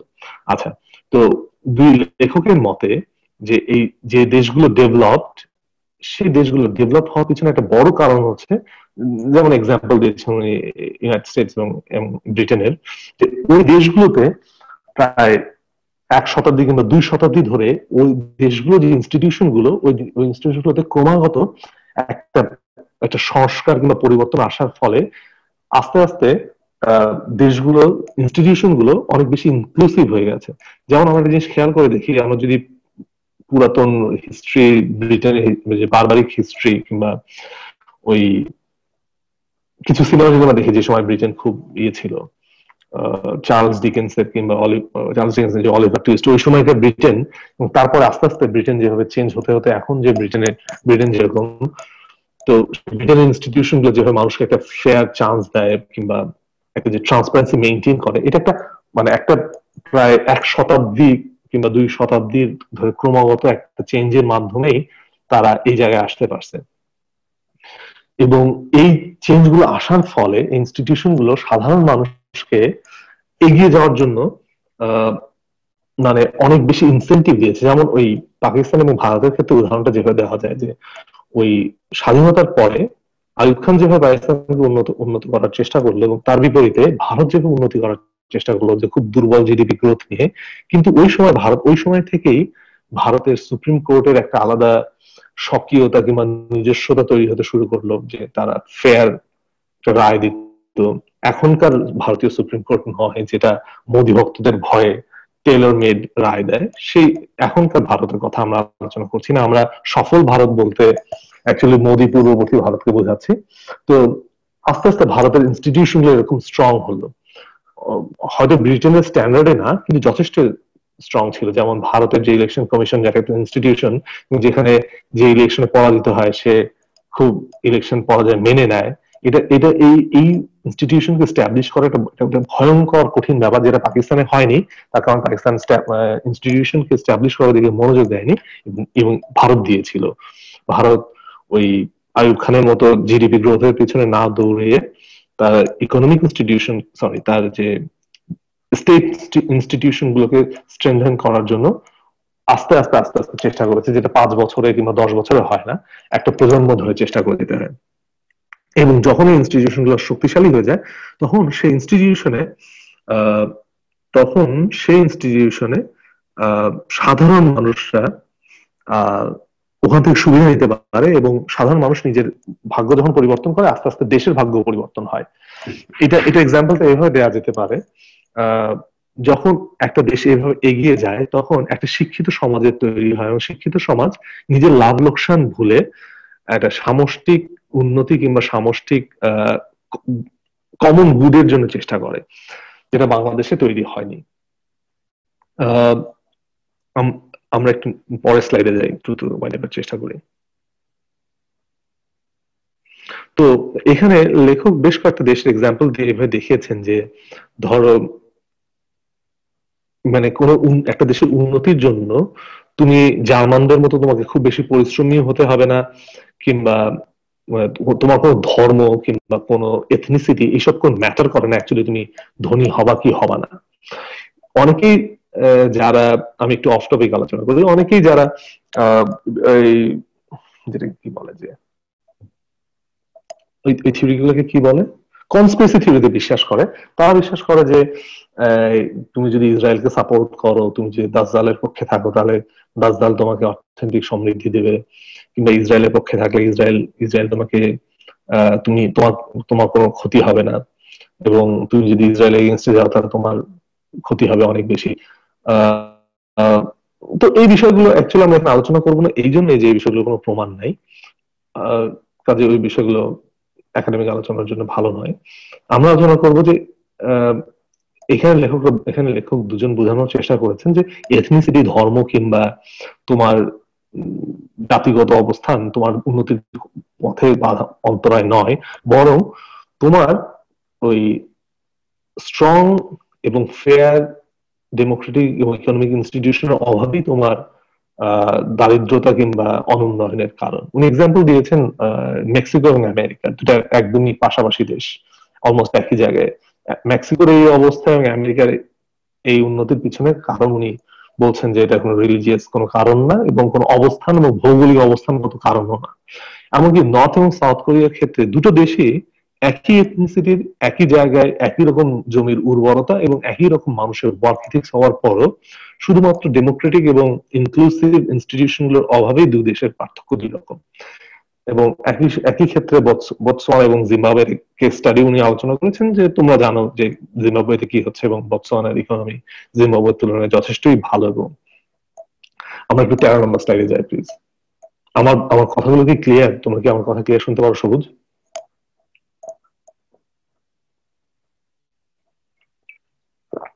কেউ একজন প্লিজ ফিডব্যাক দাও, কেউ একজন প্লিজ ফিডব্যাক দাও।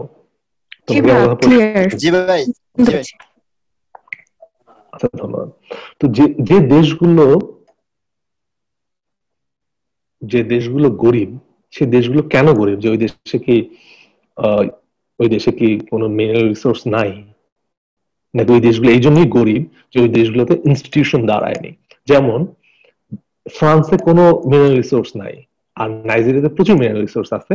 নাইজেরিয়ার মিনারেল রিসোর্স থেকে অর্জিত যে $বিলিয়ন অধিকাংশই তোমার ইউরোপের দেশগুলোতে পার্ক করা থাকে, কারণ ওই ইনস্টিটিউশন না থাকার কারণে ওই যে রুলিং এলিট কিংবা তাদের যে ক্লিক, এদেরকে চেক এন্ড ব্যালেন্স করার মতো যেহেতু মেকানিজম থাকে না, সেহেতু এই দেশগুলোতে পয়সা চলে যায়। তার অর্থ হচ্ছে তোমার যে মিনারেল রিসোর্স কোনো ব্যাপার না, ব্যাপার হচ্ছে তোমার ইনস্টিটিউশনস। এবং ওই ইনস্টিটিউশন গুলো যেহেতু না থাকার কারণে এই দেশগুলো থেকে অর্থ সম্পদ গুলো যখন চলে যায়, এটার দাম তোমার হচ্ছে সাধারণ মানুষকে পে করতে হয় তাদের দারিদ্র দিয়ে। এবং উনি এই ক্ষেত্রে North Korea, Sierra Leone, Zimbabwe এবং প্রেজেন্টলি সিরিয়ার এক্সাম্পল দিয়েছেন। সিরিয়াতেও এরকম। বাশার আল আসাদ কিন্তু ডেমোক্রেটিক না। বাশার আল আসাদ হচ্ছে সিরিয়ার মাইনরিটি একটা অংশ, যারা হচ্ছে বাহাই, শিয়া মুসলিমদের একটা অংশ হচ্ছে বাহাই মুসলিম, যে বাহাই মুসলিমরা হচ্ছে আবার ঠিক ওই অর্থে মুসলিমও না। এবং তারা ওই সিরিয়ার মেজরিটি হচ্ছে সুন্নি মুসলিম। কিন্তু সিরিয়া রুল করে হচ্ছে বাশার আল আসাদ এবং বাশার আল আসাদের ওই ধর্মাবলম্বী জনগণ। এবং সেই কারণেই বাশার আল আসাদ যেহেতু ডেমোক্রেটিক ভ্যালুস কে ফলো করে না, সেহেতু সে এই অল্প সংখ্যক বাহাই না, আল্লাহই শিয়াদেরকে দিয়ে তারা টোটাল দেশটাকে কন্ট্রোল করার চেষ্টা করে। ওটা করতে গিয়ে একদল লোকের মানে দেশটার মধ্যে ইনস্টিটিউশন তৈরি হয়। কারণ ইনস্টিটিউশন তৈরি হলে সবার জন্য ফেয়ার হবে, সবার জন্য ফেয়ার হলে সবাই উপরে, মানে যার মধ্যে প্রতিভা এবং যার মধ্যে ওই ক্যাপাসিটি আছে সে উপরে আসবে। কিন্তু ইনস্টিটিউশন ফেয়ার না হলে তোমরা কখনই হয় মেরিটোক্রেসি হয় না, যার মেরিট আছে সে উপরে আসতে পারে না। এবং সেই কারণে আস্তে আস্তে ওই যেভাবে পাকিস্তানের ভাঙন হয়েছিল সেভাবে আস্তে আস্তে সিরিয়ার ভাঙন হয়। এবং এই ক্ষেত্রে আমরা যদি পরের স্লাইডে যাই, 14 নম্বর স্লাইডে, যে দেশগুলো আমরা এই স্লাইডে আলোচনা করবো যে দেশগুলো ডেভেলপ তারা কেন ডেভেলপ, যে দেশগুলো ডেভেলপ না তারা কেন ডেভেলপ না। তো ডেভেলপ দেশগুলোতে একটা বড় কাজ হচ্ছে যে ডেমোক্রেসি এবং ডেমোক্রেটিক ভ্যালুস। ধরো একটা রাষ্ট্র যখন ডেমোক্রেটিক হয়, ডেমোক্রেসি তো আকাশ থেকে পড়ে না। প্রথমে ডেমোক্রেসিটা সমাজে হয়, সমাজ থেকে রাষ্ট্রে হয়, তারপর রাষ্ট্র উপরের দিকে যায়। অস্ট্রেলিয়া একটা খুব ভালো ডেমোক্রেসির উদাহরণ। কিভাবে তোমাদেরকে বলি, এখানে ক্ষমতাসীন একটা দল, যে দলটা ক্ষমতায় আছে, সেই দলের যে প্রাইম মিনিস্টার, সে প্রাইম মিনিস্টার এগেইনস্টে তার পার্টির লোকজন বললো যে না, আমরা মনে করি না যে তুমি লিডার হওয়ার জন্য ক্যাপাবল, আমরা দলের মধ্যে একটা আস্থা ভোট নিয়ে আসবো। আস্থা ভোটে প্রধানমন্ত্রী হেরে যায়। প্রধানমন্ত্রী ক্ষমতাসীন থাকা অবস্থায় প্রধানমন্ত্রিত্ব ছেড়ে দিয়ে নিজের দলের মধ্যে ইলেকশন করে এবং হেরে যায়, এবং দল থেকে আরেকজন প্রাইম মিনিস্টার হয়। ডেমোক্রেটিক ভ্যালু হচ্ছে এটাই যে এটা বিশ্বাস না করা যে তুমি সূর্যের বংশের একজন, মানে জাপানি রাজারা যেরকম সূর্য বংশ সেরকম তুমি কোনো স্পেশাল কেউ না, এবং এখানে সবাই সমান এবং এখানে কেউ এলিট না। এই ভ্যালুসটা যখন একটা দলে থাকে, একটা পলিটিক্যাল পার্টিতে, সেই পলিটিক্যাল পার্টি ডেমোক্রেটিক ভ্যালুস রাখে এবং সেই পলিটিক্যাল পার্টি ডেমোক্রেটিক ভ্যালুসটা দিয়ে দেশে ডেমোক্রেসি নিয়ে আসে, যেটা পাকিস্তানে আসে না। পাকিস্তানে কি হয়, পাকিস্তানে যেহেতু পাকিস্তানকে আমরা ব্যর্থ রাষ্ট্র হিসেবে দেখছি 2012 সময়কার আর কি, মানে ইমরান পূর্ববর্তী পাকিস্তানকে, যে ওইখানে একটা লোকের দেশে বলে যে ডেমোক্রেসি আছে, কিন্তু ডেমোক্রেসি এই জন্যই নাই, এই জন্য নাই যে ধর যখন তোমার কি পাকিস্তানের গল্প সম্পর্কে কেউ জানো? পাকিস্তানে যখন বেনজির ভুট্টো মারা যায়, বেনজির ভুট্টো মারা যাওয়ার পরে তার স্বামী আসিফ আলী জারদারি, যার একমাত্র যোগ্যতা সে একজন ভুট্টো পরিবারের জামাই, তো সে জারদারি একটা কাগজ নিয়ে আসেন। সেই কাগজের মধ্যে দেখা যায় যে বেনজির ভুট্টো উইল করে গেছে যে পাকিস্তানের পিপলস পার্টি চেয়ারম্যানশিপ উনি উইল করে গেছে তার ছেলেকে, যে ছেলের বয়স 18 বছর না, এবং তার স্বামীকে। আমরা বেনজির ভুট্টোকে অনেক ডেমোক্রেটিক ভালো লিডার হিসেবে জানি, এবং ওয়েস্টে পিপলস পার্টি এবং বেনজির ভুট্টোকে খুব মানে ভালো হিসেবে প্রেজেন্ট করা হয়। একটা ডেমোক্রেটিক লিডার কিভাবে জানে যে মারা যাওয়ার পরে আমি এই উইলটা দিয়ে যাব? এবং ওই পার্টিতে এমন একজন লোক ছিল না যে এটা চ্যালেঞ্জ করতে পারে যে উনি কিভাবে একটা উইল করে দিয়ে, পলিটিক্যাল পার্টি এটা ফ্যামিলি ওরিয়েন্টেড কোম্পানি, একটা একটা একটা কোম্পানি তো যখন চেঞ্জ হয় তখন বোর্ড অফ ডিরেক্টরসদের মতামত লাগে।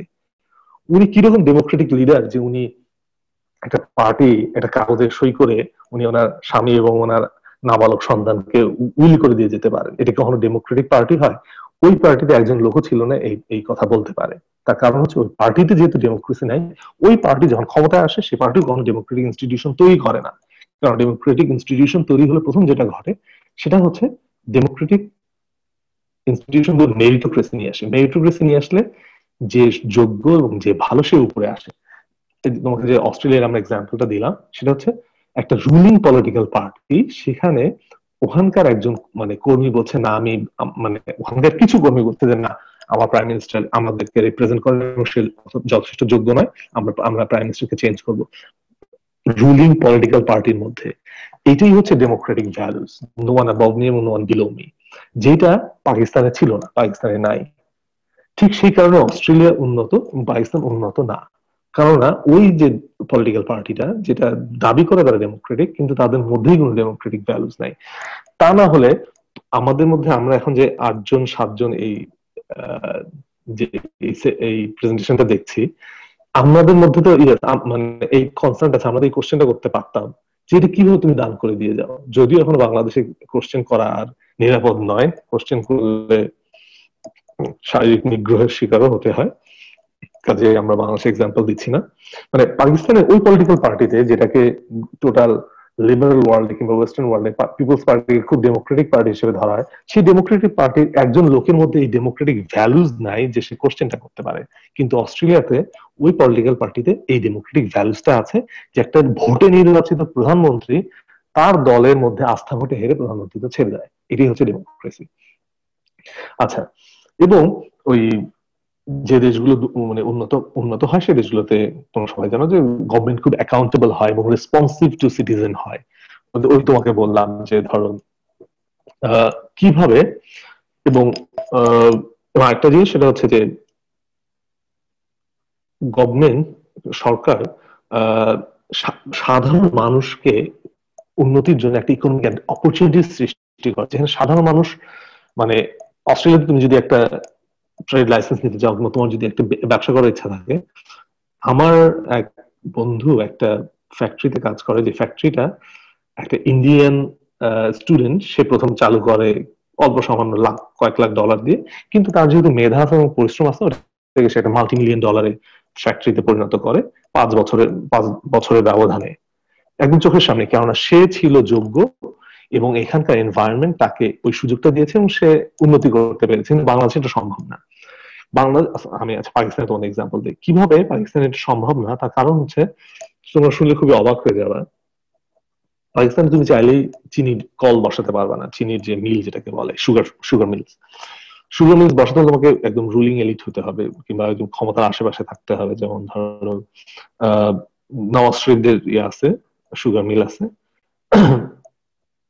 পিপলস পার্টির মানে ভুট্টোদের তার স্বামী ভুট্টোদের অ্যাকচুয়ালি তার ক্ষমতায় আসার পরে, এমনিতে তারা সব ক্ষমতায় আসার পরে এগুলো তৈরি করেছে, ক্ষমতায় আসার আগে তাদের কিছুই ছিল না। এবং তুমি যদি একটা সাধারণ মানুষ হও পাকিস্তানে, তুমি এটা করতে পারবে না। তার কারণ হচ্ছে এই লাইসেন্সটা পাওয়া খুবই খুবই কঠিন। তো সেই কারণে তারা এটা মনোপলি হিসেবে ইউজ করে এবং ধর অল্প ইনভেস্টমেন্ট নিয়ে এসে তারা অনেক ধনী হয়ে যায়। বাংলাদেশে আমি তোমাদেরকে এই যে ইনস্টিটিউশন গুলো যে ইনক্লুসিভ না, এটার একটা এক্সাম্পল দিই। বাংলাদেশের গভর্নমেন্টের হাতে, গভর্নমেন্ট যে জলবায়ু পরিবর্তন তহবিল থেকে প্রচুর পয়সা আনার কারণে ফিনান্স মিনিস্ট্রিতে প্রচুর টাকা আছে। তোমার যদি একটা প্রজেক্ট থাকে যে যেটা সাস্টেনেবল ডেভেলপমেন্টকে সাপোর্ট করবে এবং ইভেন ইউনাইটেড নেশনস এর জলবায়ু পরিবর্তনের ক্ষেত্রে একটা মানে কোন কাজে দেবে, এবং তাহলে তুমি বাংলাদেশ ব্যাংক থেকে 50 লক্ষ টাকা তুমি লোন নিতে পারো। আমার মাথায় একটা আইডিয়া আছে, আমি জানি তোমার হয়তো তোমরা যদি চেষ্টা, তোমাদের মাথায় একটা আইডিয়া আসবে এবং ধরো এই অস্ট্রেলিয়াতে সেই ইন্ডিয়ান ছাত্রের মতো তোমাদের যদি পরিশ্রম করার এবং মানে এবং এন্টারপ্রেনারশিপ স্কিল থাকে, তাহলে তোমরাও দেখা যেত যে এই লোনটা নিয়ে তোমরা একটা বড় কিছু করে ফেলতে পারতে। কিন্তু তোমরা এটা বাংলাদেশে পারবে না, যেহেতু ইনস্টিটিউশন গুলো ইনক্লুসিভ না। এইটা পারবে শুধু তারাই যারা ক্ষমতার কেন্দ্রে থাকে এবং ক্ষমতার আশেপাশে থাকে, যেটাকে ইংলিশ টার্মে বলে ক্লিক, যারা আশেপাশে থাকে এই লোকগুলো শুধু এই তোমার এই সুবিধাটা নিতে পারবে। এবং এই সুবিধাটা নিয়ে তারা কেউ হয়তো টাকাটা ফেরত দেবে না, কারণ তাদের তো ইন্টেনশন খারাপ, তাদের তো মধ্যে তো এন্টারপ্রেনারশিপ স্কিল নেই। তারা পয়সাটা পেয়েছে এই ক্ষমতার কেন্দ্রে থাকার এবং ক্ষমতার কেন্দ্রের আশেপাশে থাকার জন্য। কিন্তু তোমার মধ্যে এন্টারপ্রেনারশিপ স্কিল আছে এই ভারতীয় ছাত্রের মতো, অস্ট্রেলিয়াতে লেখাপড়া করা ভারতীয় ছাত্রের মতো তোমার মধ্যে মেরিট আছে, কিন্তু তুমি তবু এগোতে পারবে না। তার কারণ হচ্ছে তোমার রাষ্ট্রীয় ইনস্টিটিউশন গুলো তোমাকে আটকায় রাখবে। এই জিনিসটা তুমি পারবে না। আবার একটা জিনিস তোমাদেরকে আমি বলি, সেটা হচ্ছে মানে যে দেশগুলো এগিয়ে যায় সে দেশগুলো তো তোমার বুদ্ধি আছে, তুমি একটা বিজনেস শুরু করো কিংবা তুমি একটা ইকোনমিক অ্যাক্টিভিটি শুরু করো, সেখান থেকে তুমি পরিশ্রম করো, সেখান থেকে তুমি নিজে আগায় যাও, তোমাকে দেখে আর 10 জন আগায় যাও, তোমরা 10 জন যখন এগিয়ে যাবা তখন রাষ্ট্রের ইকোনমি আগায় যাবে। বাংলাদেশের ক্ষেত্রে কি ঘটে, তুমি যদি ক্ষমতার কেন্দ্রে থাকো তাহলে তুমি শুধু, তোমার কি কেউ কুইক রেন্টালের নাম বোধহয় শুনেছো? কুইক রেন্টাল মানে যে প্রাইভেট রেন্টাল দিয়ে যে পাওয়ার প্ল্যান্ট গুলো চালায়, যে পাওয়ার প্ল্যান্ট গুলোকে বসায় রাখলেও গভর্নমেন্টকে ক্যাপাসিটি চার্জ দিতে হয়, এবং যে কারণে বাংলাদেশের বিদ্যুৎ বিল আগের চেয়ে 4 গুণ হয়ে গেছে। এবং এই জিনিসগুলো পেতে হলে শুধুমাত্র একটাই যোগ্যতা তোমার থাকতে হবে, সেটা, এবং এটা হচ্ছে একদম কনফার্ম প্রফিট। এই কনফার্ম প্রফিটের জন্য, কনফার্ম প্রফিট মানে কি, আমি জানি এখানে 2 টাকা ফেললে আমি 10 টাকা তুলতে পারবো, তাহলে আমি কেন যাব না? কিন্তু তুমি যেতে পারবে না। তার কারণ হচ্ছে এটা শুধুমাত্র ওইসব লোকদের জন্যই যারা ক্লিক কিংবা যারা ক্ষমতার আশেপাশে থাকে। তো সেই কারণে রাষ্ট্র আগায় না, অল্প শুধুমাত্র 2-4 জনের যখন লোক হয়, এই 2-4 জন লোক অন্য সাধারণ মানুষকে এক্সট্রাক্ট করার চেষ্টা করে। কারণ এই ইনস্টিটিউশন গুলো এক্সট্রাকটিভ ইকোনমিক ইনস্টিটিউশন, যে ইনস্টিটিউশন গুলো শুধুমাত্র একদল অলিগা কিংবা একদল রুলিং এলিটকে শুধু সার্ভ করে, সাধারণ মানুষকে সার্ভ করে না। সেই কারণে শুধু রুলিং এলিটেরই উন্নতি হয়। রুলিং এলিট তার পয়সা ইউরোপে ট্রান্সফার করে, রুলিং এলিট তার সন্তানদের জন্য কানাডা এবং অস্ট্রেলিয়ায় বাড়ি কেনে, রুলিং এলিট শুধুমাত্র আঙ্গুল ফুলে কলা গাছ হয় এবং জিডিপির গ্রোথটা ভালো দেখা যায় এবং পার ক্যাপিটা ইনকাম ভালো দেখা যায়, কিন্তু জব ক্রিয়েশনও হয় না এবং সাধারণ মানুষের অবস্থার পরিবর্তন হয় না। সাধারণ মানুষের যেহেতু অবস্থার পরিবর্তন হয় না এবং জব ক্রিয়েশন হয় না, সেহেতু ওই রাষ্ট্রটা গরিব থেকে যায়। এবং এইটা আমরা আশেপাশের উদাহরণগুলো দেখে এই থিওরিটাকে বোঝার চেষ্টা করলাম। তো মোটামুটি এইটুকুনি ছিল। ও আরেকটা এক্সাম্পল দিতে পারি, সেটা হচ্ছে ধরো অলিগার্করা এই এক্সট্রাকটিভ ইকোনমিক ইনস্টিটিউশন কিংবা ডেমোক্রেটিক ইনস্টিটিউশন থেকে কিভাবে ফায়দা তোলে। মডার্নের যে নতুন COVID-19 এর যে ইনজেকশনটা কি বলে, টিকার ইংলিশ ভ্যাকসিন যেটা আসছে, থ্যাংক ইউ, যে ভ্যাকসিনটা আসছে, এই ভ্যাকসিনটা ভারতে বানানো হবে এই গরিব দেশগুলোর জন্য, কিন্তু বাংলাদেশ সরকার এইটা কিনবে একটা থার্ড পার্টির মাধ্যমে। থার্ড পার্টি হচ্ছে বেক্সিমকোর যে মালিক সালমান এফ রহমান, সে একজন ক্লিক কিংবা সে একজন রুলিং এলিট, সে প্রত্যেকটা ভ্যাকসিনে $1 করে প্রফিট করবে। তো আমাদের যদি 10 কোটি লোকের জন্য $1 করে প্রফিট হয়, তাহলে 1 × 10 10 কোটি ডলার বা $100 মিলিয়ন প্রফিট হবে। বা এই বুদ্ধিটা তো আমার মাথায় আছে। এই কাজটা করতে খুব বেশি মেধার প্রয়োজন হয় না, কিন্তু আমি এই সুযোগ পাবো না, তোমরা কেউ এই সুযোগ পাবো না। এই সুযোগ উনি পাবে, তার কারণ হচ্ছে ইনস্টিটিউশন গুলো এক্সট্রাকটিভ ইকোনমিক ইনস্টিটিউশন এবং ডেমোক্রেসিটা পারভার্টেড ফর্ম অফ ডেমোক্রেসি, এবং এক্ষেত্রে শুধু রুলিং এলিটে মানে লাভবান হবে, এবং যে লাভ অ্যাকচুয়ালি রাষ্ট্রকে খুব বেশি উন্নত করবে না। এবং ওই যে ভিশিয়াস সার্কেলটা, যেখানে ইনস্টিটিউশন গুলো এরকমই থাকবে, এবং এখানে ওই ব্রাউন সাহেব, আমার যখন খুব বেশি ফর্সা না, উনি ব্রাউনই, ওই ব্রাউন সাহেবরা ধনী হবে এবং আমরা গরিব থেকে যাবো, এবং রাষ্ট্রটা আলটিমেটলি গরিবই থেকে যাবে, ডেভেলপড হবে না। কেননা অস্ট্রেলিয়াও ওই ওই ভ্যাকসিনটা কিনবে, মার্কেট প্রাইসে কিনবে, সরকার কিনবে, প্রফিটটা সরকারের থাকবে, এবং সরকার কি করবে, সরকার কোভিড-19 এর সময় সবাইকে ইকোনমিক বেনিফিট দিচ্ছে যে তোমরা সবাই টাকা নাও, টাকা নিয়ে ভালো থাকো। তো এই কারণে ডেভেলপড কান্ট্রি গুলো ডেভেলপ থাকে, যারা ওই ইনস্টিটিউশন গুলোকে ডেভেলপ করেছিল, আর গরিব দেশগুলো গরিব থাকে এই জন্য যে তারা ইনস্টিটিউশনটা গুলোকে ডেভেলপ করে নাই। তো আমার মোটামুটি আমি মনে হয় ওয়াইন্ড আপ করতে পেরেছি। এখন যদি তোমরা কোশ্চেন করো, তাহলে আমি কোশ্চেনের উত্তরগুলো দিতে পারবো। শাওনের একটা কোশ্চেন আছে, আমি কোশ্চেনটা পড়ে একটু বলার চেষ্টা করছি, কিংবা আমার যদি উত্তরটা ক্লিয়ার না থাকে, তোমাদের মধ্যে যদি কেউ একটু বুঝে থাকো, তাহলে আমি বলার পরে তোমরা একটু ক্লিয়ার করার চেষ্টা করবো। আপনি বললেন পাকিস্তানের গণতান্ত্রিক ইনস্টিটিউশন, অ্যাকচুয়ালি ইনস্টিটিউশন মানে হ্যাঁ সব মিলায় না থাকায় পাকিস্তান পিছিয়ে পড়েছে। আমার প্রশ্ন হচ্ছে 1984 নাগাদ পাকিস্তানের মাথা পিছু ভারতের দ্বিগুণ ছিল, কিন্তু পাকিস্তানের সামরিক শাসক জিয়াউল হকের শাসনামলে ইসলামাইজেশনের প্রসেস শুরু করার পর আফগান যুদ্ধ, যুক্তরাষ্ট্রের তালেবান বিরোধী যুদ্ধ পাকিস্তান পিছিয়ে পড়ে সন্ত্রাসী কর্মকাণ্ড পাকিস্তানে অনেক বেশি হওয়ার কারণে। কিন্তু তাহলে যদি পাকিস্তানের 1984 পরে জিয়াউল হকের শাসনের পরবর্তী কয়েক দশক ব্যাপী আফগানিস্তান যুদ্ধ না হলে পাকিস্তান তো আমরা মাথা পিছু এগিয়ে থাকতো। চীনে তো গণতান্ত্রিক ইনস্টিটিউট নাই, তাহলে কিভাবে উন্নতি হচ্ছে? মানে গণতান্ত্রিক ইনস্টিটিউট না থাকলে দীর্ঘস্থায়ী উন্নয়ন কি একেবারেই সম্ভব নয়? হ্যাঁ শাওন, চমৎকার চমৎকার এক্সাম্পল। আসলে তোমরা যে এই 7 জন যে এখনো টিকে আছে এবং প্রেজেন্টেশনটা এরকম ছাড়া ছাড়া এবং ভাঙা ভাঙা প্রেজেন্টেশন শুনছো, সেজন্য তোমাদেরকে অভিনন্দন। এবং তোমার কোশ্চেনটাই প্রমাণ করে আমার প্রেজেন্টেশন না, আমার মানে প্রেজেন্টেশনটা মানে সামনাসামনি না হওয়ার কারণে, আমি জুমে ইউজ না হওয়ার কারণে আমার প্রেজেন্টেশনটা মানে ছাড়া ছাড়া হলো। ছাড়া ছাড়া হওয়ার কারণে নতুন একটা টপিক আলোচনা করতে গেলে মানুষের কাছে ক্লিয়ার হয় না। আর আমি কি বেশি ফাস্ট বলার কারণে তোমরা আমার কথা বুঝতে কোনো সমস্যা হয়েছে?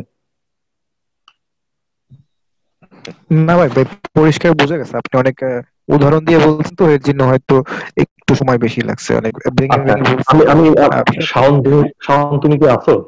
শাওন তুমি কি আছো? জি ভাই, আমি শুনতে পেরেছি ভাই, পরিষ্কার শুনতে পেরেছি। শাওন, তোমার কোশ্চেনটা খুবই ঠিক ছিল। আমার প্রেজেন্টেশন মধ্যে যা যা একটু মানে একটু ঘাটতি ছিল কিংবা ফাঁক ছিল, তোমার প্রেজেন্টেশন এইগুলো সব ইয়ে হচ্ছে। আচ্ছা, আমি তোমার উদাহরণটা দিই। সেটা হচ্ছে তোমার একটা দেশ হুট করে গরিব হয়ে যায় না, একটা দেশ হুট করে ধনী মানে ডেভেলপড হয়ে যায় না। তো আইয়ুব খানের সময় পাকিস্তানকে বলা হতো ক্যালিফোর্নিয়া অফ দ্য ইস্ট, মানে ক্যালিফোর্নিয়া হচ্ছে তোমার আমেরিকার সবচেয়ে ডেভেলপ জায়গা, তো ইস্টেরও সবচেয়ে ডেভেলপ জায়গা ছিল পাকিস্তান। এবং ওই আইয়ুব খানের সময়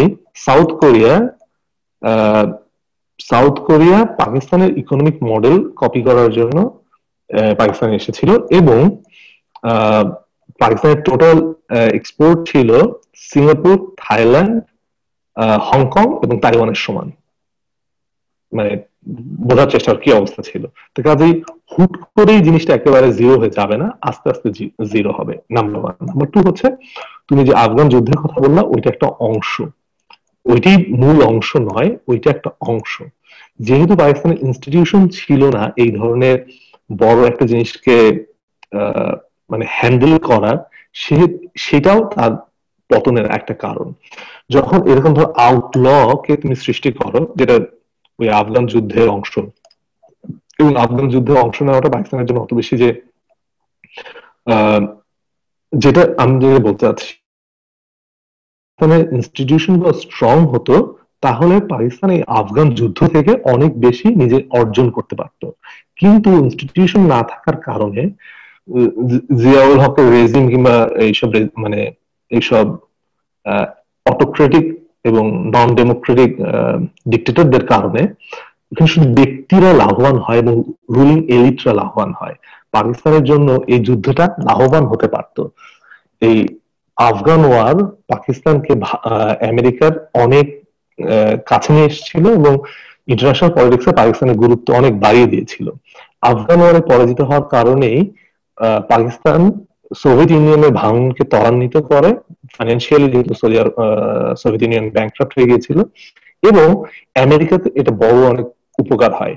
কিন্তু এই যুদ্ধ থেকে আমেরিকা শুধুমাত্র পাকিস্তানের রুলিং এলিটকে 2-4 পয়সা ভিক্ষা দিয়ে কিংবা 2-4টা বেনিফিট দিয়ে এখান থেকে আমেরিকা হাত ঝেড়ে চলে যায় এবং পাকিস্তান পুরা মানে কি বলা যায় যে ভগ্ন হৃদয় হয়ে বসে থাকে, কিংবা যেহেতু এটা আমেরিকাকে মিল্ক করা কিংবা আমেরিকার দুধ দোয়ানোর ক্যাপাসিটি পাকিস্তানের ছিল না। পাকিস্তানের স্ট্রং যদি ইনস্টিটিউশন থাকতো তারা আমেরিকার সাথে বার্গেইন করে এই যুদ্ধ থেকে অনেক বেনিফিট নিতে পারতো। তো এটা হচ্ছে এক্সাম্পল, কেননা আফগান যুদ্ধ থেকে যে বেনিফিট পাকিস্তান নিতে পারবে বলে ভেবেছিল, কেননা পাকিস্তান নিশ্চয়ই শুধুমাত্র আমেরিকাকে সার্ভ করার জন্য যায়নি। তো পাকিস্তান তার যে প্রফিটটা নেওয়ার কথা ছিল এই যুদ্ধ থেকে সে পুরোপুরি ম্যাক্সিমাইজ করতে পারে নাই, তার ইনস্টিটিউশন স্ট্রং না হওয়ার কারণেই। এবং আমেরিকা শুধুমাত্র কিছু ব্যক্তি বিশেষকে বা রুলিং এলিটকে সামান্য কিছু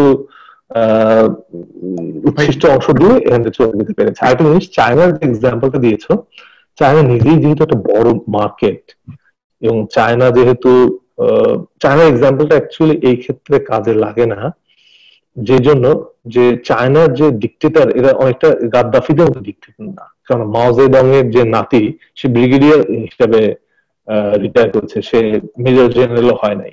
ঠিক তেমনি চাইনিজ যে যতগুলো ডিক্টেটর এসেছিল তারা কেউই তাদের পরিবারকে ওইভাবে প্রমোট করে নাই, এবং সে চলে যাওয়ার পর তার সন্তানরা কখনো মানে বড় কিছু হয় নাই।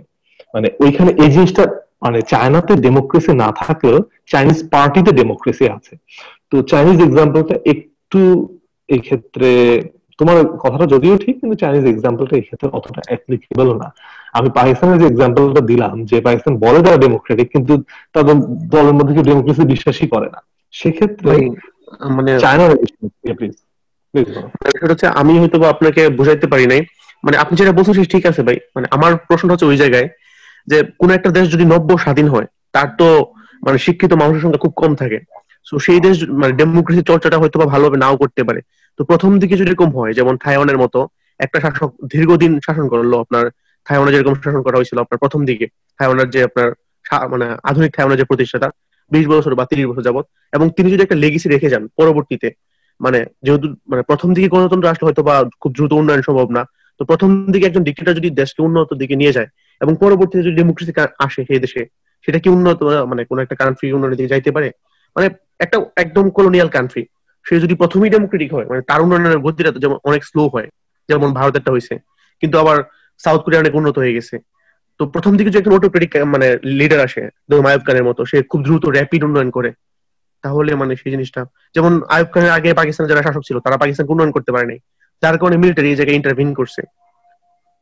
আগে মানে আমরা নিশ্চয়ই জানি 47 থেকে আপনার 57 পর্যন্ত পাকিস্তানের প্রধানমন্ত্রী অনেকগুলো চেঞ্জ হয়েছে। মানে আমার প্রশ্ন হচ্ছে ওই জায়গায় যে তাহলে কি এরকম মানে প্রথম দিকে একজন ডিক্টেটরশিপ কি দেশকে খুব দ্রুত আগায় নিতে পারে পরবর্তী যদি ডেমোক্রেসি আসে? তোমার কোশ্চেনটা বুঝতে পারছি এবং আসলে কোশ্চেনটা ভালো, এটা আলোচনার ইয়ে রাখে। দেখো তাইওয়ান কিংবা সিঙ্গাপুরের এক্সাম্পল, তুমি সিঙ্গাপুরের এক্সাম্পলটা অ্যাড করতে পারতা। লি কুয়ান ইউ সিঙ্গাপুরকে চেঞ্জ করে ফেলছে, যে একজন মোটামুটি অটোক্রেটিক রুলার, কিন্তু এগুলো হচ্ছে ওয়ান অফ এক্সাম্পল। তুমি এই জিনিসটাকে অন্য কোথাও রেপ্লিকেট করতে পারবে না। এটাকে ওই ক্ষেত্রে হয়ে গেছে বাস। এখন একটা জিনিস, সেটা হচ্ছে এই সিঙ্গাপুর এবং তাইওয়ানের এক্সাম্পলকে ব্যবহার করেই অধিকাংশ অটোক্রেটিক রুলার শাসন করার চেষ্টা করছে, তুমি যে এক্সাম্পলটা দিচ্ছ এইটাকে সাথে রেখেই।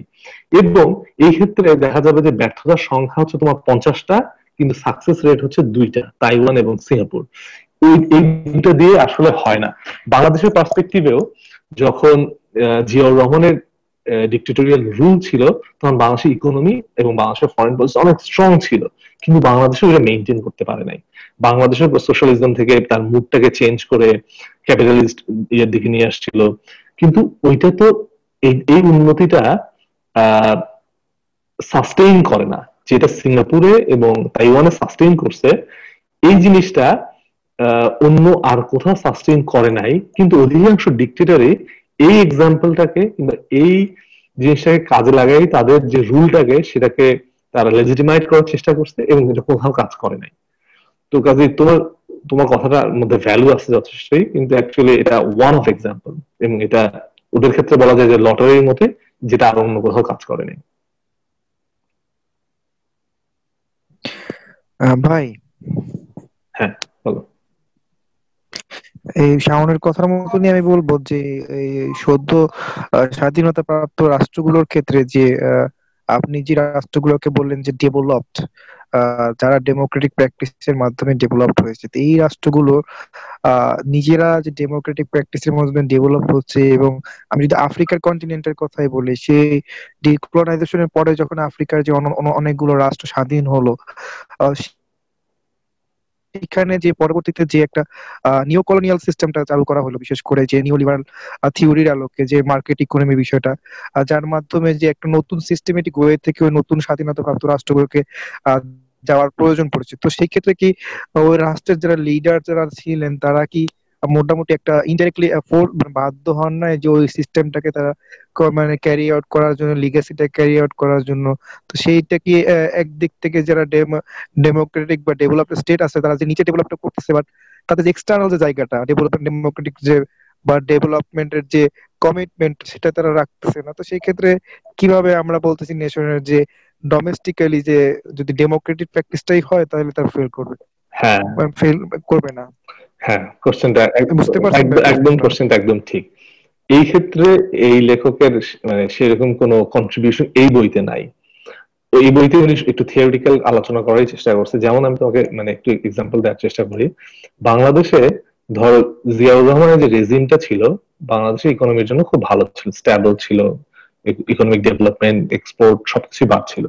কিন্তু তার যে অ্যাসাসিনেশনটা, এটা একটা প্রতিবেশী দেশের একটা ইয়ে হতে পারে। ঠিক তেমনি আফ্রিকাতেও হয়তোবা যে দেশের এমন কোন একটা ডেমোক্রেটিক রুলার ছিল যে ইনস্টিটিউশন বিল্ড আপের চেষ্টা করছিল, এবং সেই কারণে তাদের নিজের দেশটাতে তার যে অন্য কলোনিয়াল পাওয়ার মানে আগে যারা ছিল কিংবা যারা তার দেশটাকে শোষণ করতে চায় তাদের জন্য ক্ষতি হচ্ছিল, তারা সেই সমস্ত ডেমোক্রেটিক লিডারকে সরাই দিচ্ছিল। যেমন ইরানের মোসাদ্দেককে সরাই দেওয়া হয়েছিল। তারপর আফ্রিকাতে কোনো কু তো নিশ্চয়ই সবসময় ইন্টারনালি হয় না, অনেক সময় এক্সটার্নাল কোনো ফ্যাক্টরও থাকে। এই বইতে এই বিষয়গুলো আলোচনা করা হয়নি। তোমাকে আমি আরেকটা উদাহরণ দিই, সেটা হচ্ছে রিসেন্টলি তোমার হচ্ছে ইয়েতে সুদান কিন্তু সাউথ সুদান, সরি সুদান কিন্তু ইসরায়েলকে স্বীকৃতি দিছে, তাই না? এখনো কি জি ভাই, জি ভাই। দিচ্ছে পুরোপুরি, মানে কথা চলতেছে যতদূর জানি মনে হয়। ও আমি এখানে ভিডিওটা কি একটু ডিসপ্লে ডিবেট করব? আছে যে হচ্ছে বিরোধী দলীয় নেতারা। ভিডিওটাকে আমি ক্লোজ করব? জি ভাই, করতে পারেন আপনার না যদি। ভাই, না, আমার তো ভিডিও থাকলে অনেক ইন্টারনেট করতে সুবিধা হয়। আচ্ছা, হ্যাঁ, আমি যেটা সুদান ও সাউথ সুদান এক্সাম্পল দিচ্ছি, সেটা হচ্ছে সবসময় সবকিছু ইন্টারনাল বিষয়ের উপর ডিপেন্ড করে না। সুদান আহ, যখন সাউথ সুদান সুদান থেকে আলাদা হয়, এক্ষেত্রে ইসরায়েল অনেক বড় একটা ভূমিকা রাখছিল। ইসরায়েল সাউথ সুদানকে ওয়েপন টোপেন দিয়ে হেল্প করছিল, এবং এই যে ইন্টারন্যাশনাল মিডিয়াকে মোবিলাইজ করার ক্ষেত্রে ইসরায়েলের ভূমিকা ছিল। এখন সুদান ইসরায়েলকে স্বীকৃতি দিয়েছে, কিন্তু ওমর আল বশির ওই সময় যদি খালি ইসরায়েলের সাথে এই ডিলটা করতো যে আমি তোমাকে স্বীকৃতি দিচ্ছি, তুমি আমার দেশটা ভাঙাতে থেকে ইয়ে করো, ইসরায়েলের এই ক্যাপাসিটি ছিল সাউথ সুদানকে আলাদা হওয়ার থেকে সুদানকে বাঁচাতে পারতো, তাহলে ওই অয়েল রিচ সাউথ সুদান সুদানের পার্টি থাকতো। কিন্তু ওমর আল বশির ওই ক্ষেত্রে কম্প্রোমাইজ করতে চায় নাই। তো এটা পুরোটা একটা মানে এক্সটার্নাল গেম, এবং এই ক্ষেত্রে এই বইয়ের থিওরি ওইভাবে কাজে লাগে না। তোমাদের আরেকটা এক্সাম্পল দিই। তোমরা জানো না যে ফ্রান্স, ফ্রান্স সম্পর্কে তোমাদের ধারণা কেমন বলো তো? ফ্রান্স দেখো এটা সভ্য ভালো দেশ মনে হয়, তাই না? না ভাই, ওরা নিজেদের অবশ্যই না, নিজেদের ভিতরে তো খুব সভ্য, কিন্তু ওরা বাহিরে খুবই খারাপ আছে। হ্যাঁ, না ভাই, ফ্রান্স যেহেতু যখন ওদের যদি কলোনিয়াল হিস্টোরি পড়ি, বিশেষ করে আফ্রিকায় ওরা যে পরিমাণ যে মানে হত্যাকাণ্ড চালাইছে, মিডিল ইস্টে যে পরিমাণ হত্যাকাণ্ড চালাইছে, সেই ক্ষেত্রে আহ সেই ক্ষেত্রে কিন্তু তাদের মানে যে ধ্বংসাত্মক নেচারটা সেটা কিন্তু কম না। ফ্রান্স যে বর্তমানে ফ্রান্সে এই যে কলোনিয়াল পাওয়ার হিসেবে ছিল, কিন্তু তার যে নামটা বেশি মানে ব্রিটেনের মতন ছড়ায় নাই নামটা, সেটা হচ্ছে যে ওরা কালচারালের ভিত্তিতে বা ওদের আহ, রাষ্ট্রের সাথে যে কলোনিয়াল জায়গাগুলো ছিল সেটাকে তারা অ্যাড করেই শাসন করতে চাইছে। তো সেই ক্ষেত্রে তারা তাদের কালচারটাকে ওই অঞ্চলগুলোকে সরিয়ে দিয়েছে যেখানে তারা কলোনিয়াল স্থাপন করছিল। তো সেক্ষেত্রে তাদের যে একটা ওই অঞ্চলের লোকজন বেশি বেশি শিক্ষিত হইতে পারছে, বিশেষ করে যদি আফ্রিকার কথা বলে, যে সেখানে যে সকল রাষ্ট্রগুলো ডিকলোনাইজেশনের ফলে প্রথম স্বাধীনতা হয়েছে সেগুলো কিন্তু প্রায় ফ্রান্স যে উপনিবেশগুলো ছিল। কারণ তারা কিন্তু ম্যাক্সিমামই বেশি ওই ইউরোপের উচ্চশিক্ষা এই গ্রহণ করতে যেতে পারতো, আর ওরাই কিন্তু পরবর্তীতে জাতীয়তাবাদী চেতনাটা নিয়ে আসছে। তো সেই ক্ষেত্রে কিন্তু ফ্রান্সের যে ব্রিটিশরা যেভাবে পলিটিক্যালি জিনিসটা হ্যান্ডেল করছে, ওরা কিন্তু কালচারালি হ্যান্ডেল করছে। বিশেষ করে আমরা যদি আলজেরিয়ার কথা বলি, যে আলজেরিয়াকে কিন্তু ওরা অনেক দিন যাবত নিজেদের কাছে রাখতে চেয়েছে, নিজেদের অংশ মনে করে। তো সেই ক্ষেত্রে আলজেরিয়া কিন্তু তাকে কিন্তু সেভাবে গ্রহণ করে না ফ্রান্স। এরকম ভাবে আমরা যেরকম ব্রিটেনকে আমাদের ভারতীয় উপমহাদেশ থেকে কোনো কিছু হইলে ব্রিটেনকে দোষী, কিন্তু আলজেরিয়াও কিন্তু সেরকম ভাবে দোষে না। তো কিন্তু ফ্রান্সের একটা মানে অতীত একটা যে কুকৃতি সেটা কিন্তু অবশ্যই ছিল ভাই। না, তো তোমার সাথে আমি একটু অ্যাড করি, তুমি যেটা বলছো এটা ঠিক। এক হচ্ছে ফ্রান্স খুব ভালো একটা চেহারা দেন, অ্যাকচুয়ালি ফ্রান্স ভালো না। ফ্রান্স যে দেশগুলোতে তার উপনিবেশ ছিল, সে চলে যাওয়ার সময় ওদের সাথে চুক্তি করে যে তোমার দেশের রিজার্ভটা ফ্রান্সের ফেডারেল রিজার্ভ ব্যাংকে রাখতে হবে, এবং টোটাল অংশটা আগে ছিল 80% রাখতে হতো, পরে আফ্রিকান দেশগুলো খুব অনুনয় বিনয় করে ওটাকে 70% নিয়ে আসছে। মনে করো আমার মানে এই তোমার ফেডারেল ব্যাংকে মানে বাংলাদেশ ব্যাংকের 70% টাকা যদি আমার ইংল্যান্ডে রাখতে হতো, এরকম আফ্রিকার যতগুলো ফ্রান্স উপনিবেশ ছিল সবাই এটা করতে বাধ্য হয়েছে। দুইটা দেশ শুধু, খুব সম্ভবত গিনি আরেকটা বোধহয় অ্যাঙ্গোলা, এরকম দুইটা দেশ, যে দুই দেশের খুব ভালো দুই ডেমোক্রেটিক লিডার, তারা এখান থেকে বের হয়ে আসছিল, বলছে না আমরা এটা রাখবো না। ওই দুটো দেশেই তারা এরকম একটা অ্যাসাসিনেশন কিংবা কু করে ওই সরকারগুলোকে সরায় দেয়। তো কাজেই তোমরা যেটা বলছো একদম ঠিক, সবকিছু বইয়ের থিওরির মতো ঘটে না, কিছু কিছু ক্ষেত্রে অন্যরকম জিনিসও ঘটে।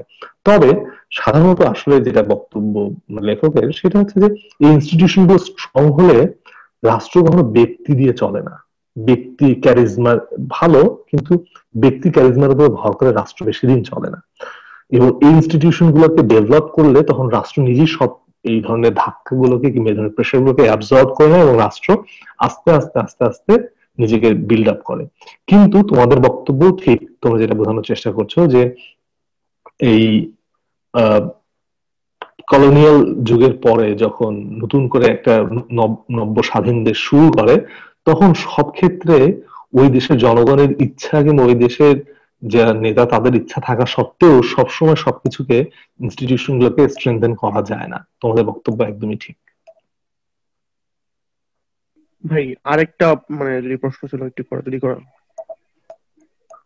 ভাই, একটা প্রশ্ন ছিল মানে মানে একটু মানে একটু আচ্ছা ভাই, আমরা যেহেতু ভারতের পাশে, ভারত অনেক শক্তিশালী দেশ, ভারতে আমরা যদিও ভারতের গণতান্ত্রিক কাঠামো খুবই শক্তিশালী, তো বাংলাদেশে যদি গণতান্ত্রিক কাঠামো হয় তাহলে তো ভারতের সাথে আমরা বার্গেনিং করতে পারবো।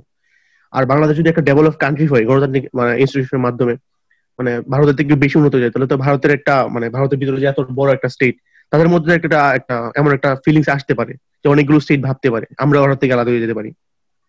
তো এটা কি ভারত কখনো চাইবে, বড় কোনো কান্ট্রি, যে তার পার্শ্ববর্তী কোনো একটা দেশ গণতান্ত্রিক ইনস্টিটিউশন দাঁড় করে সে আমার থেকে বেশি ডেভেলপ হয়ে যাক?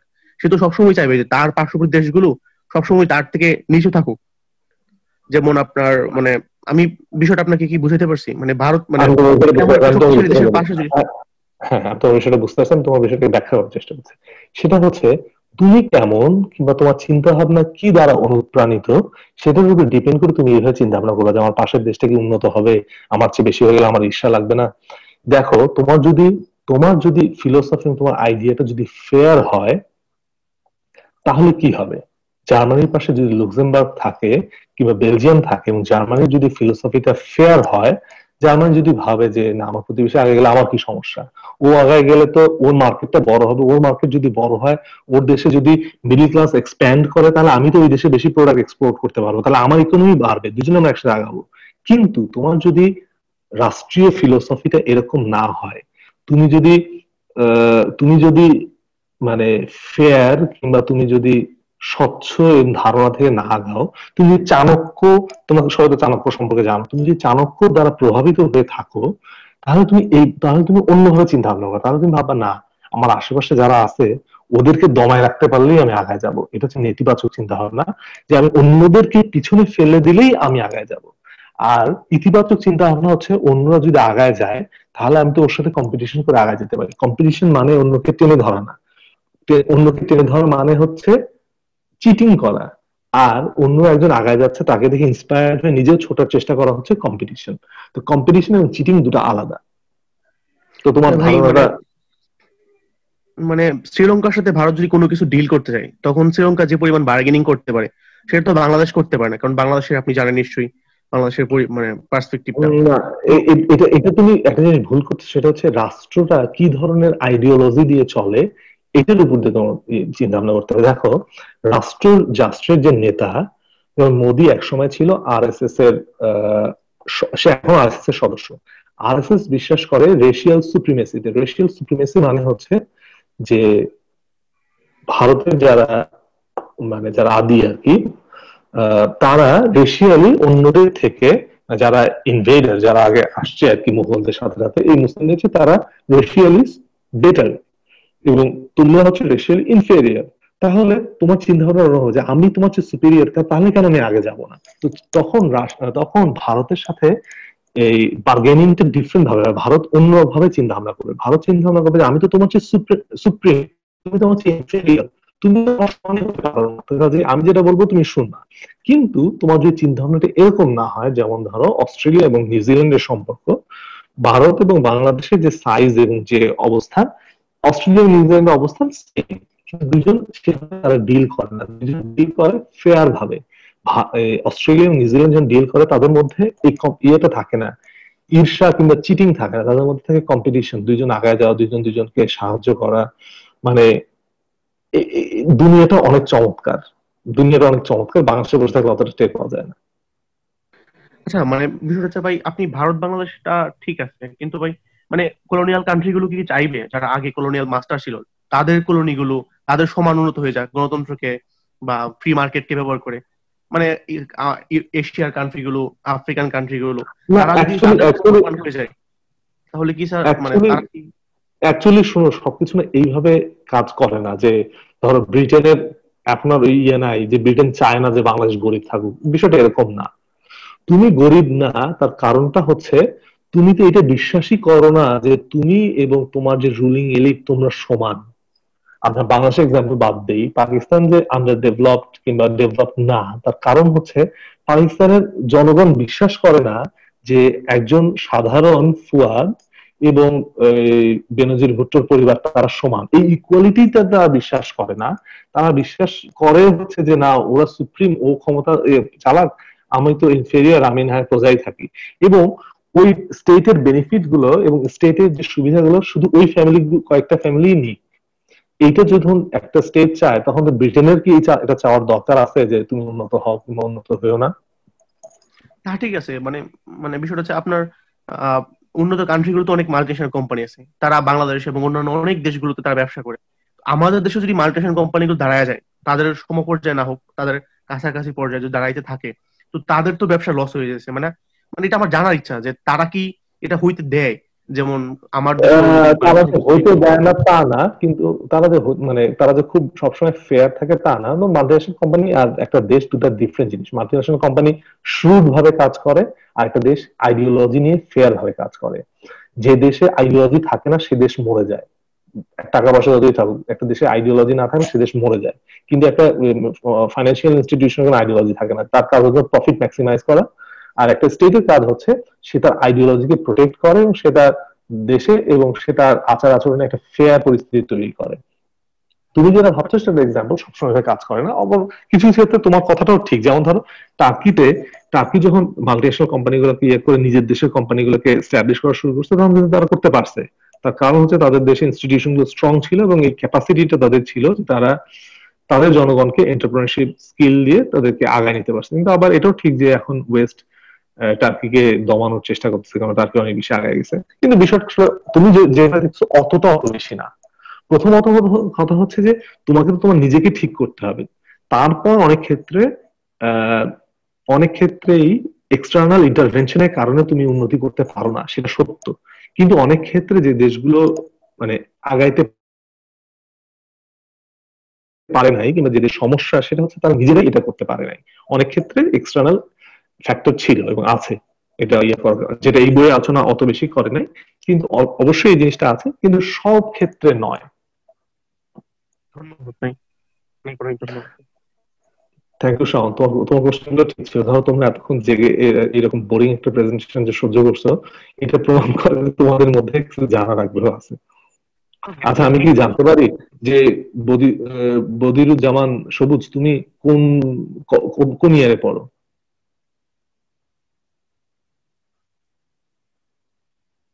সবুজ, তুমি কোন ইয়ারে পড়ো? আচ্ছা, কানিজ ফাতেমা, তুমি কোন ইয়ারে পড়ো?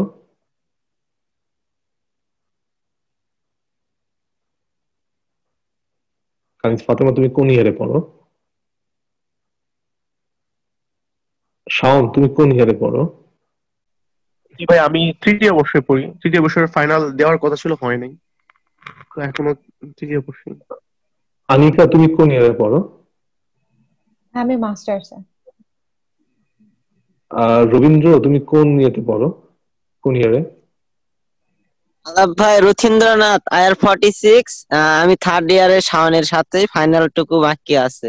লেটে ও জয়েন আচ্ছা। করছি ভাই, এর জন্য আমি না না দুঃখিত। না না, দুঃখিত দুঃখিত না। মানে আমি আমি আমি আসলে তোমাদেরকে দেখে একটু ইয়েই হচ্ছে যে তোমরা মানে তোমাদের মধ্যে এই যে আগায় যাওয়ার যে একটা তাড়না আছে। একটা দেশে যদি ধরো ইনস্টিটিউশন গুলো ফেয়ার হতো, তাহলে তোমাদের মধ্যে যে ড্রাইভটা আছে এইটা তোমরা সঠিক চ্যানেলাইজ করতে পারতো, এবং তোমাদের যদি মেরিট থাকতো তোমরা আগে আসতে পারতা। বাংলাদেশের ক্ষেত্রে যে বিষয়টা সেটা হচ্ছে তোমার মেরিট আছে, তারপরও তুমি যে উন্নতি করতে পারবা তার কোনো গ্যারান্টি নাই। এইটাই হচ্ছে একটা দেশে পিছায় থাকার কারণ। তোমরা যদি অস্ট্রেলিয়াতে থাকতা, এবং এখন তোমাদের আহ, যে আগ্রহটা আমি দেখতেছি, এই আগ্রহ যদি তোমাদের এখানে থাকতো নিজেদেরকে ডেভেলপ করার জন্য, তোমরা একজন অনেক বেশি আগায় যাইতা। তোমাদেরকে মানে প্রেজেন্টেশনের মধ্যে আমি যে একজন ডাক্তারের এক্সাম্পল দিছি, যে সাদ্দামের ইরাক থেকে পালায় আসছিল, সে ইরাকেও একই রকমই সার্জন ছিল, নাথিং নোটিসেবল, কোন এক জায়গায় চিপায় পড়ে থাকা। কিন্তু অস্ট্রেলিয়াতে এসে সে একই, তার যে আগ্রহ এবং তার যে মেরিট, সেটাকে সে কাজে লাগানোর জন্য চেষ্টা করছে, সে অনেক দূর আগে চলে গেছে। সেই জন্য এই দেশটা আগায় গেছে, সেই জন্য অস্ট্রেলিয়া আগায় গেছে। তো আরেকটা জিনিস, তোমরা কি শুনতে পাচ্ছ? জি ভাই, শুনতে পাইছি ভাই। জি ভাই, শোনা যাচ্ছে। আচ্ছা, আমি বলতে চাচ্ছি তোমরা যেহেতু আমি আমি তোমাদের ডিপার্টমেন্টই পড়ে আসছি, আমি জানি ওখানে কি ঘটে, এবং আমি জানি মানে নিজেদের কাছে লুকানোর কিছু নেই। আমি বলবো তোমরা প্লিজ ইংলিশ দিয়ে পড়ো। তোমরা কি এখানে যে 6 জন আছো, তোমরা কি কেউ ইংলিশ দিয়ে পড়ো? ভাই আমি হ্যাঁ ভাই, মিক্সড এখানে পড়ি, সবাই বাংলা ইংরেজিতেই ইংলিশ পড়ে। দুইটাই চেষ্টা করি। দেখো, আইআরে পড়ে আহ, কে কে জীবন উন্নতি করবা ইন টার্মস অফ স্যালারি, এটা কোনো গ্যারান্টি নেই। এটা একটা লাকের ব্যাপার, অনেকটা তোমাদের ইয়ের ব্যাপার, নেটওয়ার্কিং এর ব্যাপার, মামা চাচার ব্যাপার, ধরাধরির ব্যাপার। কিন্তু তোমার নিজস্ব একটা যোগ্যতা বলেও তো ব্যাপার আছে। আমি জীবনের প্রতি পদে পদে ফিল করি যে আমি ওখানে ইংলিশে না পড়ার কারণে আমি জীবনে অনেক পিছিয়ে গেছি। দুনিয়াটা অনেক বড়, মানে তোমার নিজেকে একটু আগায় নেওয়াটা খুব দরকার। আমি আমি হচ্ছে চরম ফাঁকিবাজদের অন্যতম, এবং ফাঁকিবাজি করতে গিয়ে এটা অনেক পে করতে হয়। মানে তুমি ধরো ফাঁকিবাজি করলে এখন হয়তো বা একটু আরাম লাগে, মানে ফাঁকিবাজি করলে একটু আরাম লাগে, ইনিশিয়ালি আরাম লাগে, কিন্তু ইন দ্য লং রানে ওটাকে পে করতে হয়। তোমরা দয়া করে ফাঁকিবাজিটা করিও না। আমি যে রুনু ভাইয়ের গল্পটা তোমাদেরকে দিলাম, যে ওনার নোট ফটোকপি করে পড়া শুরু করার কারণে আমাদের ইংলিশে পড়ার আগ্রহ হয়নি, এবং আমার ইংলিশের ক্যাপাসিটিও তৈরি হয়নি। আমাকে যখন এখন মানে বিদেশে লেখাপড়া করতে হয়, তখন আমাদের খুব কষ্ট হয়, তার কারণ আমি ইংলিশ দিয়ে লেখাপড়া করিনি। তোমরা দয়া করে এই জিনিসটা মাথায় রাখো, আইআরে ইংলিশ দিয়ে না পড়ে কিছু হবে না। এবং তোমরা যদি ইংলিশটাতে অনেক বেশি আগায় যাও, দুনিয়াতে তোমার অনেক অনেক বেশি সুযোগ তৈরি হবে, যেটা জাহাঙ্গীর আইআর দিয়ে তোমার তৈরি হবে না। বিইউপিতে যখন বাংলাদেশে ছিলাম, আমার যারা কলিগ ঢাকা ইউনিভার্সিটি থেকে আইআরে পড়ে আসছে, আমি তাদের মধ্যে এবং আমার সাথে অনেক বেশি পার্থক্য দেখছি, যেটা আমাকে খুবই অ্যালার্মিং করছে। আমি চাই যে তোমরা এই এই বিপদে না পড়ো। আর কার কি কোনো কোশ্চেন আছে? তোমার সাথে কথা বলে খুব ভালো লাগছে। ভাই আপনি, হ্যাঁ প্রশ্ন না, যেহেতু আপনার ওইখানে মেবি এখন রাত 3টা বাজে গেছে, 3টে না 2টা তো বাজছেই। হ্যাঁ আমার কোনো সমস্যা নেই, আমি অনেক রাত জাগি, 4টা 5টা আগে ঘুমাই না আমি। আমার চোখে নিজের কালিগুলোকে ওই জন্য বুঝতে পারছি। মানে ওই যেটা বলতেছিলাম যে কি মানে আলোচনা হয়েছে, কিন্তু ওই যে ডেভেলপ যে স্টেটের কথা বললেন, যদি আমরা ইউএস এর কথা বলি, সেখানেও যে ইকোনমির ক্ষেত্রে যে একটা ভ্যারিয়েশন আছে। আমরা রাসেল স্যার আমাদের একটা দিছিল সেকেন্ড ইয়ারে, একটা অ্যাসাইনমেন্ট দিছিল যে গভর্নমেন্ট সিস্টেম গুলো আছে সেটাকে নিজেদের মতো করে রিডিফাইন করা। তো আমরা ওইখানে দেখানো ছিলাম যে ইউএস এর বিশেষ করে যে বর্তমান সিস্টেমটা, ওইখানে কিন্তু ডেমোক্রেসি বদলে আমরা এখানে মূলত যে কি অ্যারিস্টোক্রেসি না, সরি, ওইখানে কি বলা যায় যে মূলত ব্যবসায়ী যারা আছে, এইটাকে একটা টার্মস দিয়েছিলাম, এখন সেটা খেয়াল নাই কি, মানে খেয়াল আসতেছে না। মানে মূলত এখানে যারা স্টেট কন্ট্রোল করছে তারা হচ্ছে মূলত যারা অলিগার্ক না তো ভাই, অন্য একটা বিষয়। তো মানে ডেমোক্রেসির সাথে মিলিয়ে আমরা বলেছিলাম যে মানে তারাও এই যে বিজনেস মানে আমরা যদি দেখি প্রায় 90% আমেরিকার যে সম্পদ, তারপর তা প্রায় 1 বা 2% মানুষের হাতে রয়েছে, আমেরিকার মতন অত বড় একটা রাষ্ট্র সম্পদ। তো এইখানে যে একটা বড় ধরনের ভ্যারিয়েশন বা ক্লাস ডিফারেন্সিয়েশন রয়েছে, তো এই জিনিসগুলো না, তুমি যেটা বলছো জিনিসটা সত্য যে আমেরিকার 10% লোকের হাতে 90%। হ্যাঁ, কিন্তু কিন্তু আমেরিকাতে যে ইনস্টিটিউশনটা আছে, সেই ইনস্টিটিউশনের কাছে যে ট্রাম্প যে চলে যাচ্ছে না, ট্রাম্পকে এটা জবাবদিহি করতে হবে তুমি তোমার ট্যাক্স ঠিক মতো দিছো কিনা। আর এখন ধরো আমেরিকাতে জেফ বেজোস, সে গোটা দুনিয়াতে ব্যবসা করে, যে পরিমাণ প্রফিট করে, তার কারণে তার যদি প্রপার্টির পরিমাণ আমেরিকার 90%-এর চেয়ে বেশি হয়, তো কিছু করার তো নাই। যেমন ধরো ওই ফেসবুকের যে মালিক কিংবা গুগলের যে মালিক, গুগলের মালিকের মধ্যে একজন রাশিয়ান আছে, সে তো রাশিয়ায় বসে গুগল তৈরি করতে পারবে না, সে আমেরিকায় বসে পারবে। এবং আমেরিকায় বসে যখন সে গোটা দুনিয়াতে এই সার্ভিস প্রোভাইড করে, তার যখন প্রফিট এত বেশি হয়ে যায়, তো মাইক্রোসফটের মালিকের প্রফিট যখন এত বেশি হয়ে যায়, তাহলে তো এটা হইতেই পারে যে তাদের হাতে টোটাল আমেরিকান 90% যে সম্পদ আছে এটা হতে পারে।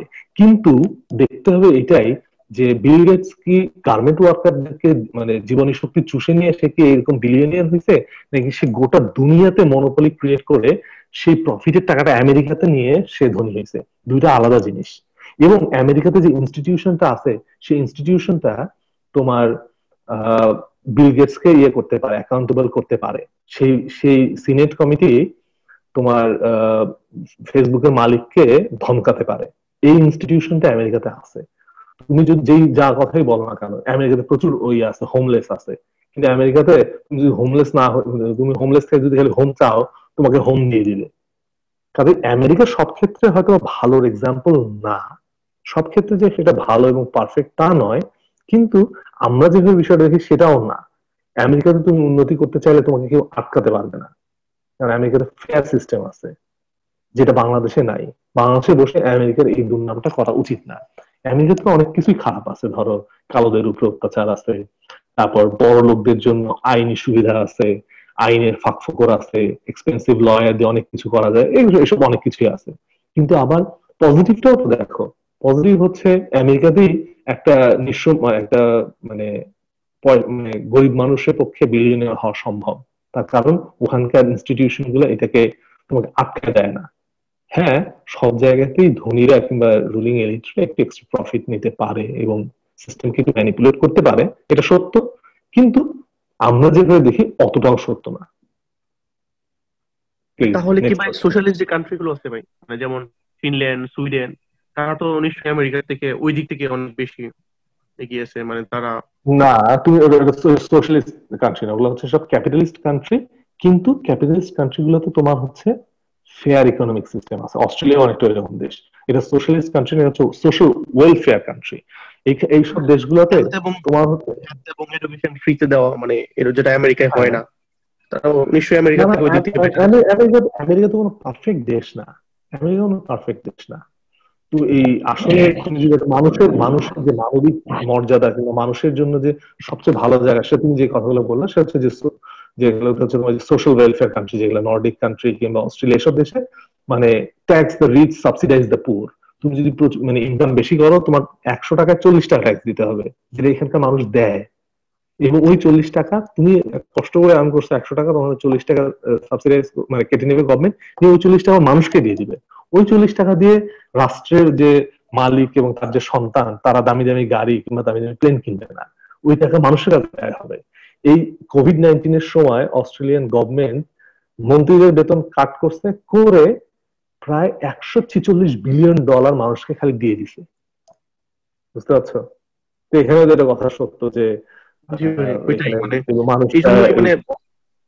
মানে অন্য ওই যে আপনার গ্রন্থের যে লেখক, উনি তো একজন আমেরিকান, তো মানে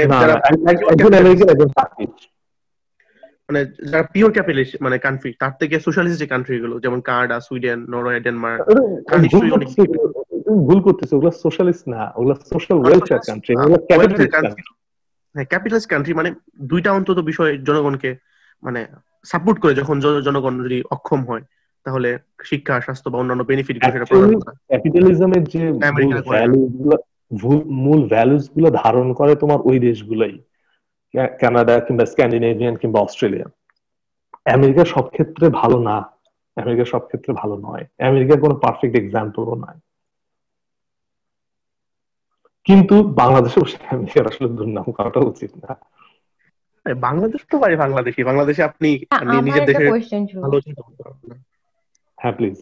I was a bit curious যে এই বইতে কি আসলে হচ্ছে একটা সিস্টেম বুঝাতে, লাইক একটা প্রপার স্ট্রাকচার বুঝাতে শুধু ডেমোক্রেটিক স্ট্রাকচারটাকেই বুঝাইছে যেখানে কাউন্টেবল রাখা যায় মানে অর্গান গুলাকে, বাট এইখানে যে এক্সাম্পল গুলো আছে মানে এছাড়া মানে ডেমোক্রেটিক কান্ট্রি ছাড়া অন্য যেই সিস্টেমের কান্ট্রি গুলো যারা এখন খুবই একটা চ্যালেঞ্জ তৈরি করতেছে ডেমোক্রেটিক স্টেট গুলার জন্য, যে কারণে আমরা দেখতেছি ডেমোক্রেটিক স্টেট গুলা যেমন চায়নার রাইসটা, ইউএস এর ডেমোক্রেটিক।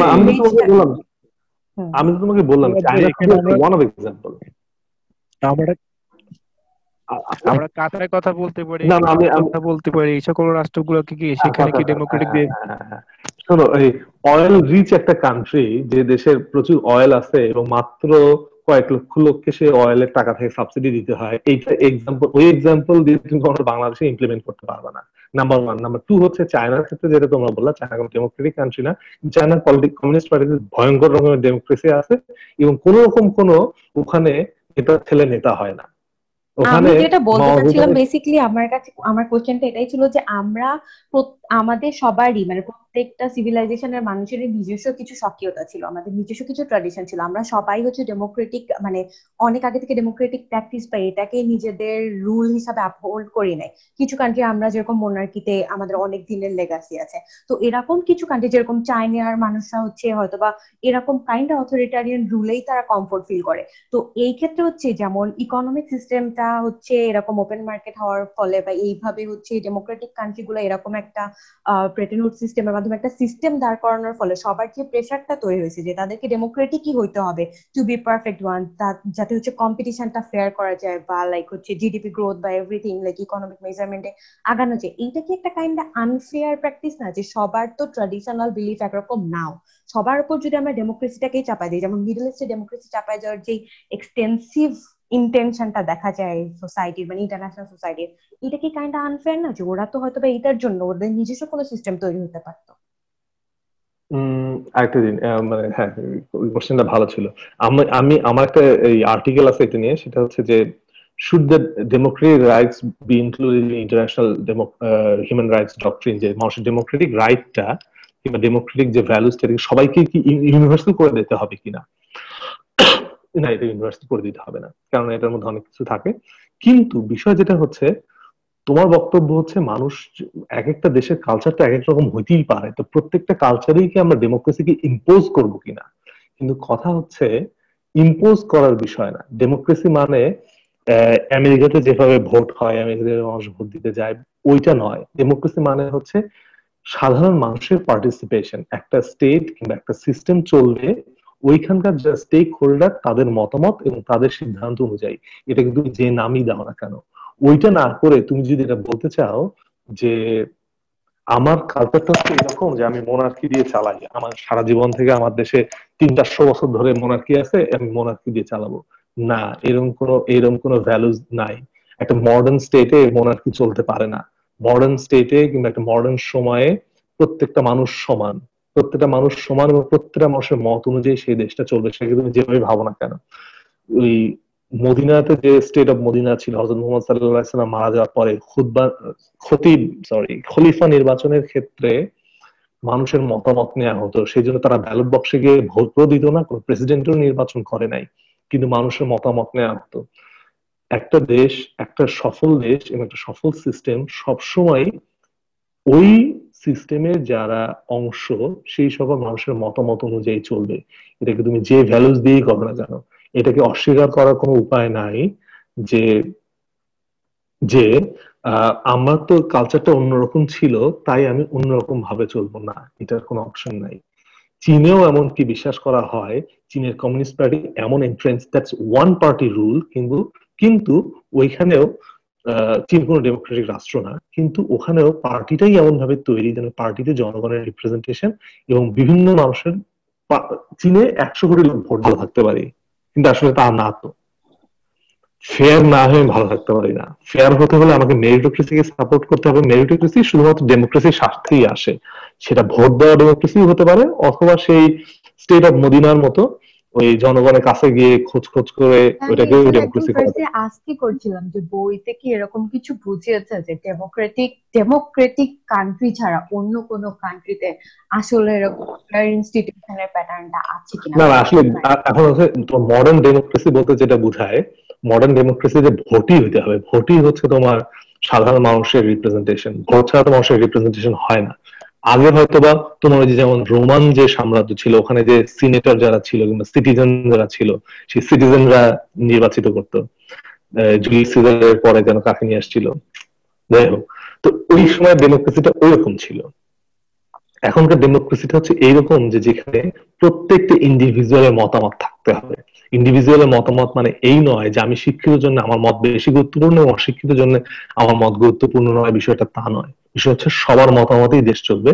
এবং একটা অশিক্ষিত লোক যেমন একটা দেশের মালিক, একটা শিক্ষিত লোক একটা দেশের মালিক। কাজেই ওই আমি সূর্য বংশের কিংবা যেমন ধরো একটা মিলিটারি ডিক্টেটর যারা চিন্তা ভাবনা করে, পারভেজ মোশাররফ কিংবা সাদ্দাম হোসেন, তাদের চিন্তা ভাবনা হচ্ছে আমি না থাকলে এই দেশটা চলবে না, আমাকে থাকতে হবে, আমাকে দেশটা বাঁচানোর স্বার্থে আমাকে থাকতে হবে। এটি হচ্ছে ভুল কনসেপ্ট। এই ভুল কনসেপ্টের কারণে দেশগুলো ক্ষতিগ্রস্ত হয়। তার চেয়ে বরং যখন একটা দেশ, এই দেশটা শ্বেতাঙ্গদেরই হোক বা কৃষ্ণাঙ্গদেরই হোক, সে দেশটা যখন ভাবে যে না আমি ব্যক্তি কোনো গুরুত্বপূর্ণ না, আমি চলে গেলেও ইনস্টিটিউশন দেশটাকে চালাই নিবে, সেই দেশগুলো আগায় যায়।